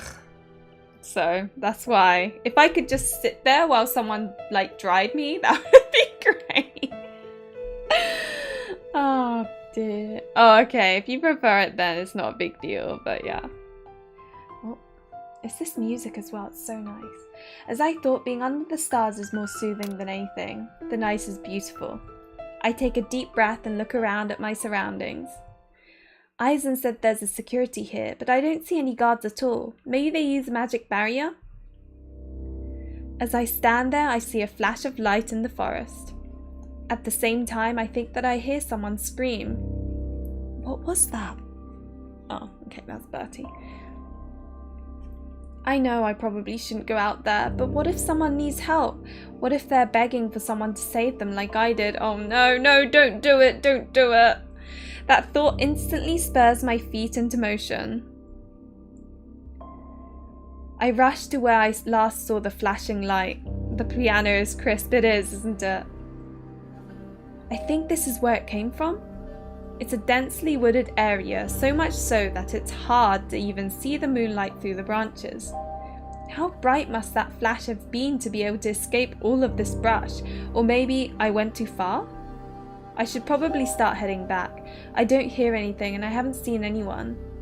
At this rate, I'll just get lost and cause more trouble. I turn around to begin my journey back to the castle when I hear the smallest crunching sound next to me. Much to my shock and relief, a little girl appears. Oh god, she's gonna be a demon, isn't she? This is how they lure her. I wash my face with cold water a day and drink a lot. I wash my face with cold water? Oh my gosh. Like, as in, that's so much effort to wash it so many times. I was too busy thinking about shower and water. Damn, this is spooky. It is. Oh, thank goodness I came to help. Hi, sweetie, are you okay? What are you doing out all the way in here? I walk over to the little girl and bend down. Is it really bad that I want her, like, this little girl's face to twist in, like, a really creepy, scary way and be like, ah, and be freaked out? Her skin is so pale and she's so skinny.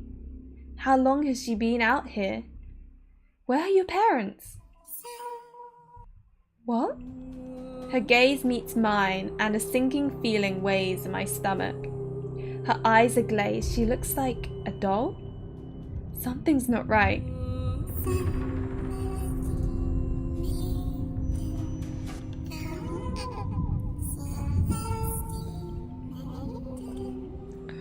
You'd be scared of... I think I would, actually. I don't know. Actually, I don't know. If I saw a little girl in the woods, I would probably think she's harmless. Like, realistically speaking. Celeste Maiden? Get back! Uh-oh. I'm pulled away from the little girl just as a huge snake-like tail protrudes from the shadows. That's what I was looking for. That would have been even better had it like suddenly changed to that from like the previous sprite, because then it would have like the shock value, you know? What you described reminded me of Doki Doki Literature, even though I've never played it.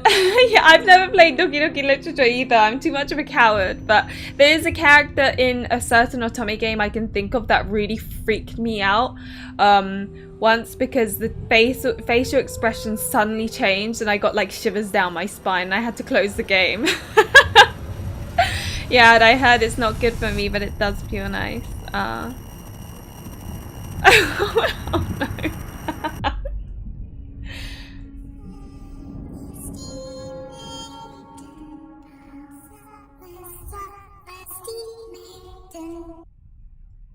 I watch in horror as the little girl floats into the air. She's like a puppet connected to strings. Oh, she's coming towards us. That's creepy. Out of the shadows, a large toad-like animal with a snake tail moves towards me, its golden eyes narrow, focusing on me. What is that? Move, damn it! Oh, here we go. We get a nice little CG. Good thing we wore versatile clothes, eh? I'm dragged up by my arm just as the monster lashes his tail towards me again. It barely misses us. Is it a hobby of yours to put yourself in danger? Or are you just stupid? You know, the god did say that she's a demon magnet. Jeez.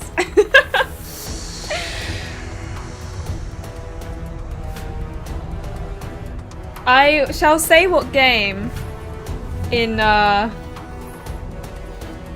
okay, I'll put it in Twitch. No, not Twitch. The stream news. Give me a moment. In my server.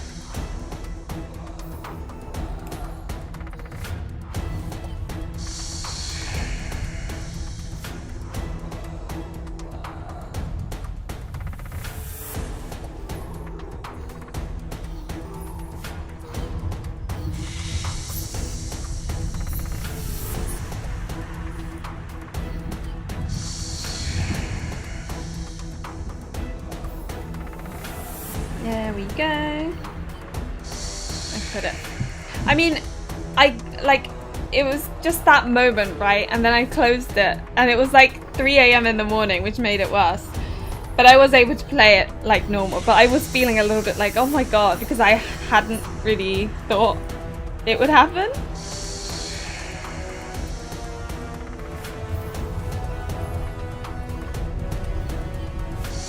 Shiro, you should be happy. This is your job to deal with demons, so don't complain. I know, right? I was kind of expecting the demons to be attracted to her to also look like Alice. And then one of them, if they were a love interest, that would be great. What is that? What do you think? It's a demon! A demon? Shiro doesn't seem phased at all and turns his attention to the small fox. Kid, hold him off for a sec. Are you crazy? Your fox is supposed to hold off that? Fox jumps between us and the demon flinches. There's no time for you to get back to the castle. It's already got your scent. Listen, you stay right behind me. Don't move no matter what happens. Got it? He doesn't wait for me to respond before pulling out a book. By the authority of Marris, you whose soul has been saturated in darkness shall be judged. Shiro grabs the sword at his waist and it begins to glow. Be cleansed or cleaved. The demon lunges right at us. Its entire body shakes the earth with each movement. We're going to be crushed. I grab onto his shirt as the creature makes contact with his blade. Oh! The area flashes the same bright color that I saw earlier. With a roar, the demon disappears, leaving only the bodies of a snake, a toad, and a little girl. The horrid spine-chilling feeling in the air instantly vanishes and a calmness surrounds us. I watch as Shiro sheathes his sword and walks towards the body of the girl. Is she? This little girl went missing by the river years ago. Mystery solved. Shiro's voice sounds jaded, but he's extremely careful and gentle when he picks up her body. Chuni your boy, Chuni. Oh, I appreciate that Shiro isn't uncomfortably shot out or anything. He honestly just looks like a young man. Yeah, I'm glad too. I don't like it when characters look too young. It's just, I don't find it attractive. That's the thing. Years back, she looks like she just fell asleep. She doesn't look... The demon's power was preserving her form. They do that? They do much worse. But she couldn't be more than 5 years old. You think age matters to those creatures? As far as they're concerned, the younger the better. Shiro begins walking with the lifeless body in his arms. Where are you taking her? She needs to be laid to rest. Children are their favorite bait. Until her body is cleansed and the rest of her soul goes to the underworld. She's just a lord to be used that's again. So sad. How awful. That's why they're demons. I want to help, I think. Let me help you bury her. Shiro stops and turns toward me. I appreciate your intentions, but you're a demon magnet. We'd be interrupted by at least one demon before we could finish the ceremony. Kit, get her home. I'll handle this. I don't think he looks like Shota. Yeah, no, he doesn't. He's like the Shota character of the game, if you know what I mean. I have a sneaking suspicion that the Otome fan demographic that goes for Shota allies comes mostly of the wine mum. Wine mums? I think the people I know who like the Shota characters don't really like them as love interests, but more like, oh, he's so cute, like almost in a mascot character way. Me neither, till we just assumed from his initial sprite because he looks a lot smaller than the others. Yeah, that's the thing, right? It's the comparison with the other characters. With that, Shiro walks away and the fox tugs on the hem of my cloak. I follow him absent-mindedly while trying not to think of what that poor child endured before her death. Why are the gods so cruel? How could they let something like this happen? What can I do to stop this from happening again? Kit brings me back to my room. I try to get some sleep, but the girl's face keeps showing up in my mind. It takes a long time before my weary body finally gives out. I'm in a void where even the darkest black would shine out like light. My steps are heavy and they lead nowhere. Where am I? Who am I? I look at my surroundings, but there's nothing to see. It's emptiness. Hello? The sound barely feels like it leaves my mouth. It's like the darkness is suffocating even my voice. Hello? Can anyone hear me? It's as if I myself am being swallowed whole. Hello? Is anyone there? I begin to run. My heart is racing. Panic is filling me to my core. Hello? What was I doing? Why am I here? Is this hell? As I'm running, I see someone standing in the distance. It's a silhouetted figure shrouded in the darkness. Ordinarily, it would be a cause for concern, but I'm scared. I don't want to be alone. I can't be alone. Not again. Don't leave me here again. Please, please don't leave me. I race towards the figure and grasp at its clothes. Oh. As soon as I do, it disappears into a thick mist. I'm like, who is that? Surely that's not Ryan. It circles around me before filling the area with a heavy mud-coloured fog. Look at you. I thought so. Fearful of the dark. Oh, he's so annoying. My blood runs cold when I hear that familiar voice. Ryan. Did you think that you could find solace here? Everything rushes back to me. The memories of losing my family, falling in love with that monster, and being betrayed by him. My fists tighten as my vision fills with tears. The contrast between my tears and the surrounding darkness makes them shimmer like stars in my eyes. You can't wake up from this nightmare, Celeste. Surely that's not Ryan. It's Ryan, yeah. You'll never be free of this darkness. I hate that I find him kind of cute as well. No, no.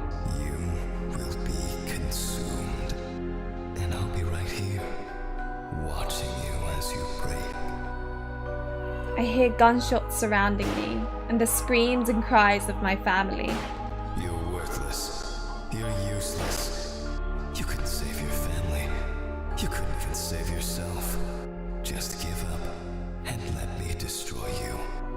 Love yourself enough to let go. I can't take this. Maybe it's best if I disappear. Maybe I should give up. Maybe I should break. What am I thinking? Did I really go through all of this just to bow out like a coward? No, I'm not a damsel in distress. I'm not a broken, ignorant girl. I'm not giving you the last laugh. I look up at the mist that is circling around me like vultures. My teeth grind from the rage as I lift a single middle finger into the air. With a fire in my being, I fill my lungs with air. Screw you. This time my voice echoes throughout the expanse of what seems like eternity. Feels like this scream resounds throughout the entire universe. You think you can break me? I'll never give you the pleasure of watching me fall. Even if I do shatter, it'll be me bringing about my own demise. And I'll be dragging your mangled corpse to hell with me. The world around me begins to glow, and my body feels like it's on fire. Never underestimate a goddess. I'm radiating an energy that I've never experienced, yet an energy that I sense only belongs to me. The next moment, I feel my soul crack even more. I cough up what seems like blood, but it's not. Life essence? Power? Whatever it is, I don't care. I'm going to kill him. He's not escaping me again. Even if it destroys me, I will avenge my family. Even if every part of my being breaks apart, I will make him suffer. He'll pay for what he did to me. I lift my hand towards the mist. Don't. Oh. The instant I hear his voice, it's like all energy leaves me. I fall to my knees and the universe opens. I'm surrounded by glistening stars and I'm in what looks to be a greenhouse of some kind. My hair is glowing. No, my whole body is shining with pure light. Tears that gleam like light from the heavens fall from my eyes and land on my hand. The next moment, a large, gentle hand covers my own. I know it hurts. I know you're angry, but you must be patient. Look at those sparklies. Oh, they're like pink diamonds. Patient. He destroyed my life. I know. He took away everything and everyone I loved. Celeste. I feel like he's canon. He'll pay for what he did to me. The man's hand tightens on my own. Don't destroy yourself over an illusion. I look up at the man. An illusion? His eyes seem to hold the expanse of the universe in them. This isn't real? He shakes his head in response. He feels so familiar, but it's painful. It's painful to look at him. My heart is filled with both yearning and anger.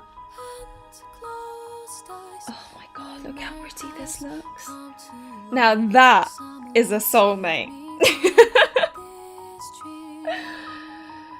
Oh my god, so cute. Then are you an illusion too? Are you some sort of protector that I created to get me through this dream? His silence is my only answer. However, something within me knows he's real. My mouth opens and it's like another person is speaking from me. Why are you here in my hell? I can't watch you shatter again. Again? I didn't call for you. The CG is so pretty. The moment I say this, a barrier shoots between us, practically throwing him out of the greenhouse. The distance between us grows as he pushes against the barrier. I will get what I'm owed. He places his hand on the barrier and a pained expression covers his face.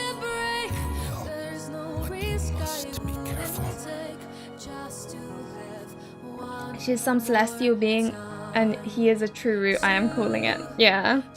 What do you think of the game so far? I love it so much. It is really good. As far as fantasy goes, it's great. I want to save that as a laptop wallpaper. Same, it's so pretty. You know it's serious when the vocal song starts. I know, right? You know. This is just a dream. It's an illusion. What you were about to do was not.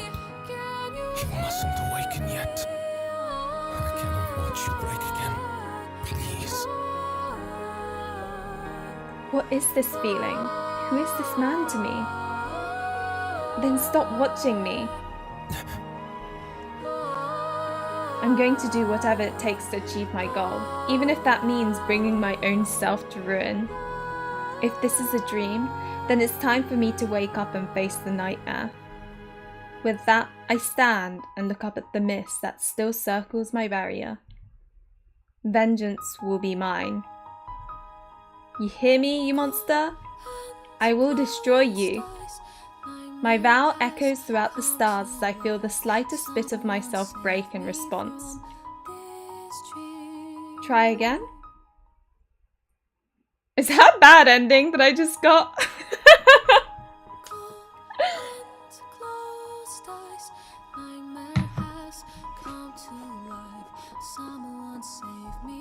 Oh man, that was good though. Look at that, 3-hour stream. My back was starting to hurt, but I still pushed through. That says it all.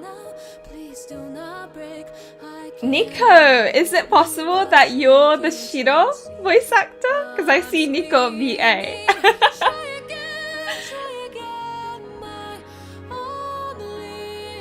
It is very, I like this song too, it's nice. end of demo, I guess.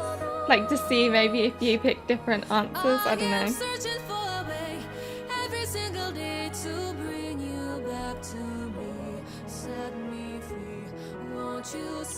Oh, look at you! So you came to like have a look and see how we react to your voice.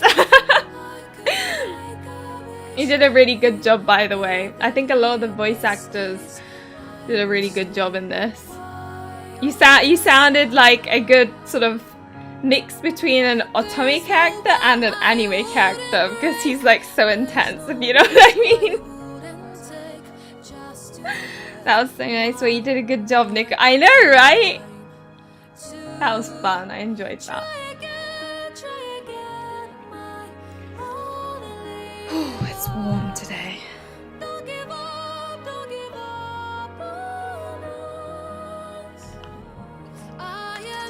It's actually an honor working with the other VAs. It must have been really fun as well.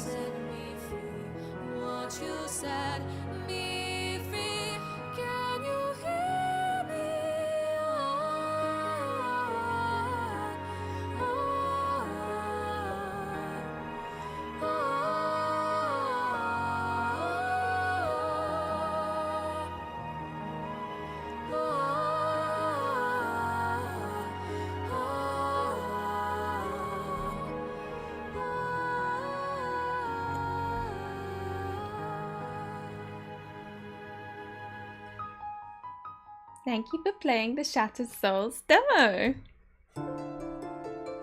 But this music, I like this one too. It just feels so solemn and I like that kind of vibe.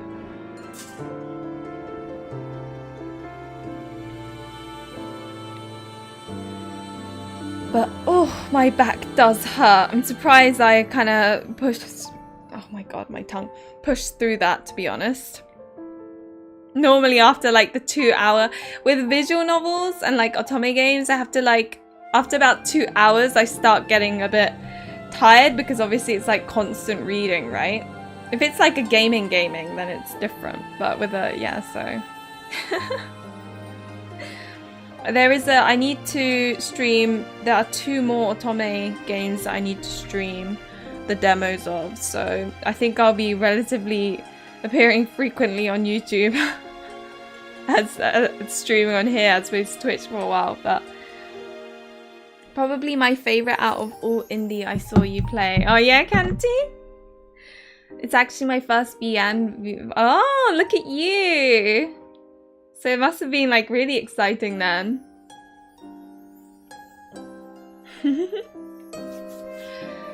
But yeah, thank you guys for coming along. It was lots of fun. I really enjoyed that. And remember to like and subscribe if you enjoyed that and want to see more of my content. And yeah, hopefully I'll see you again. Bye.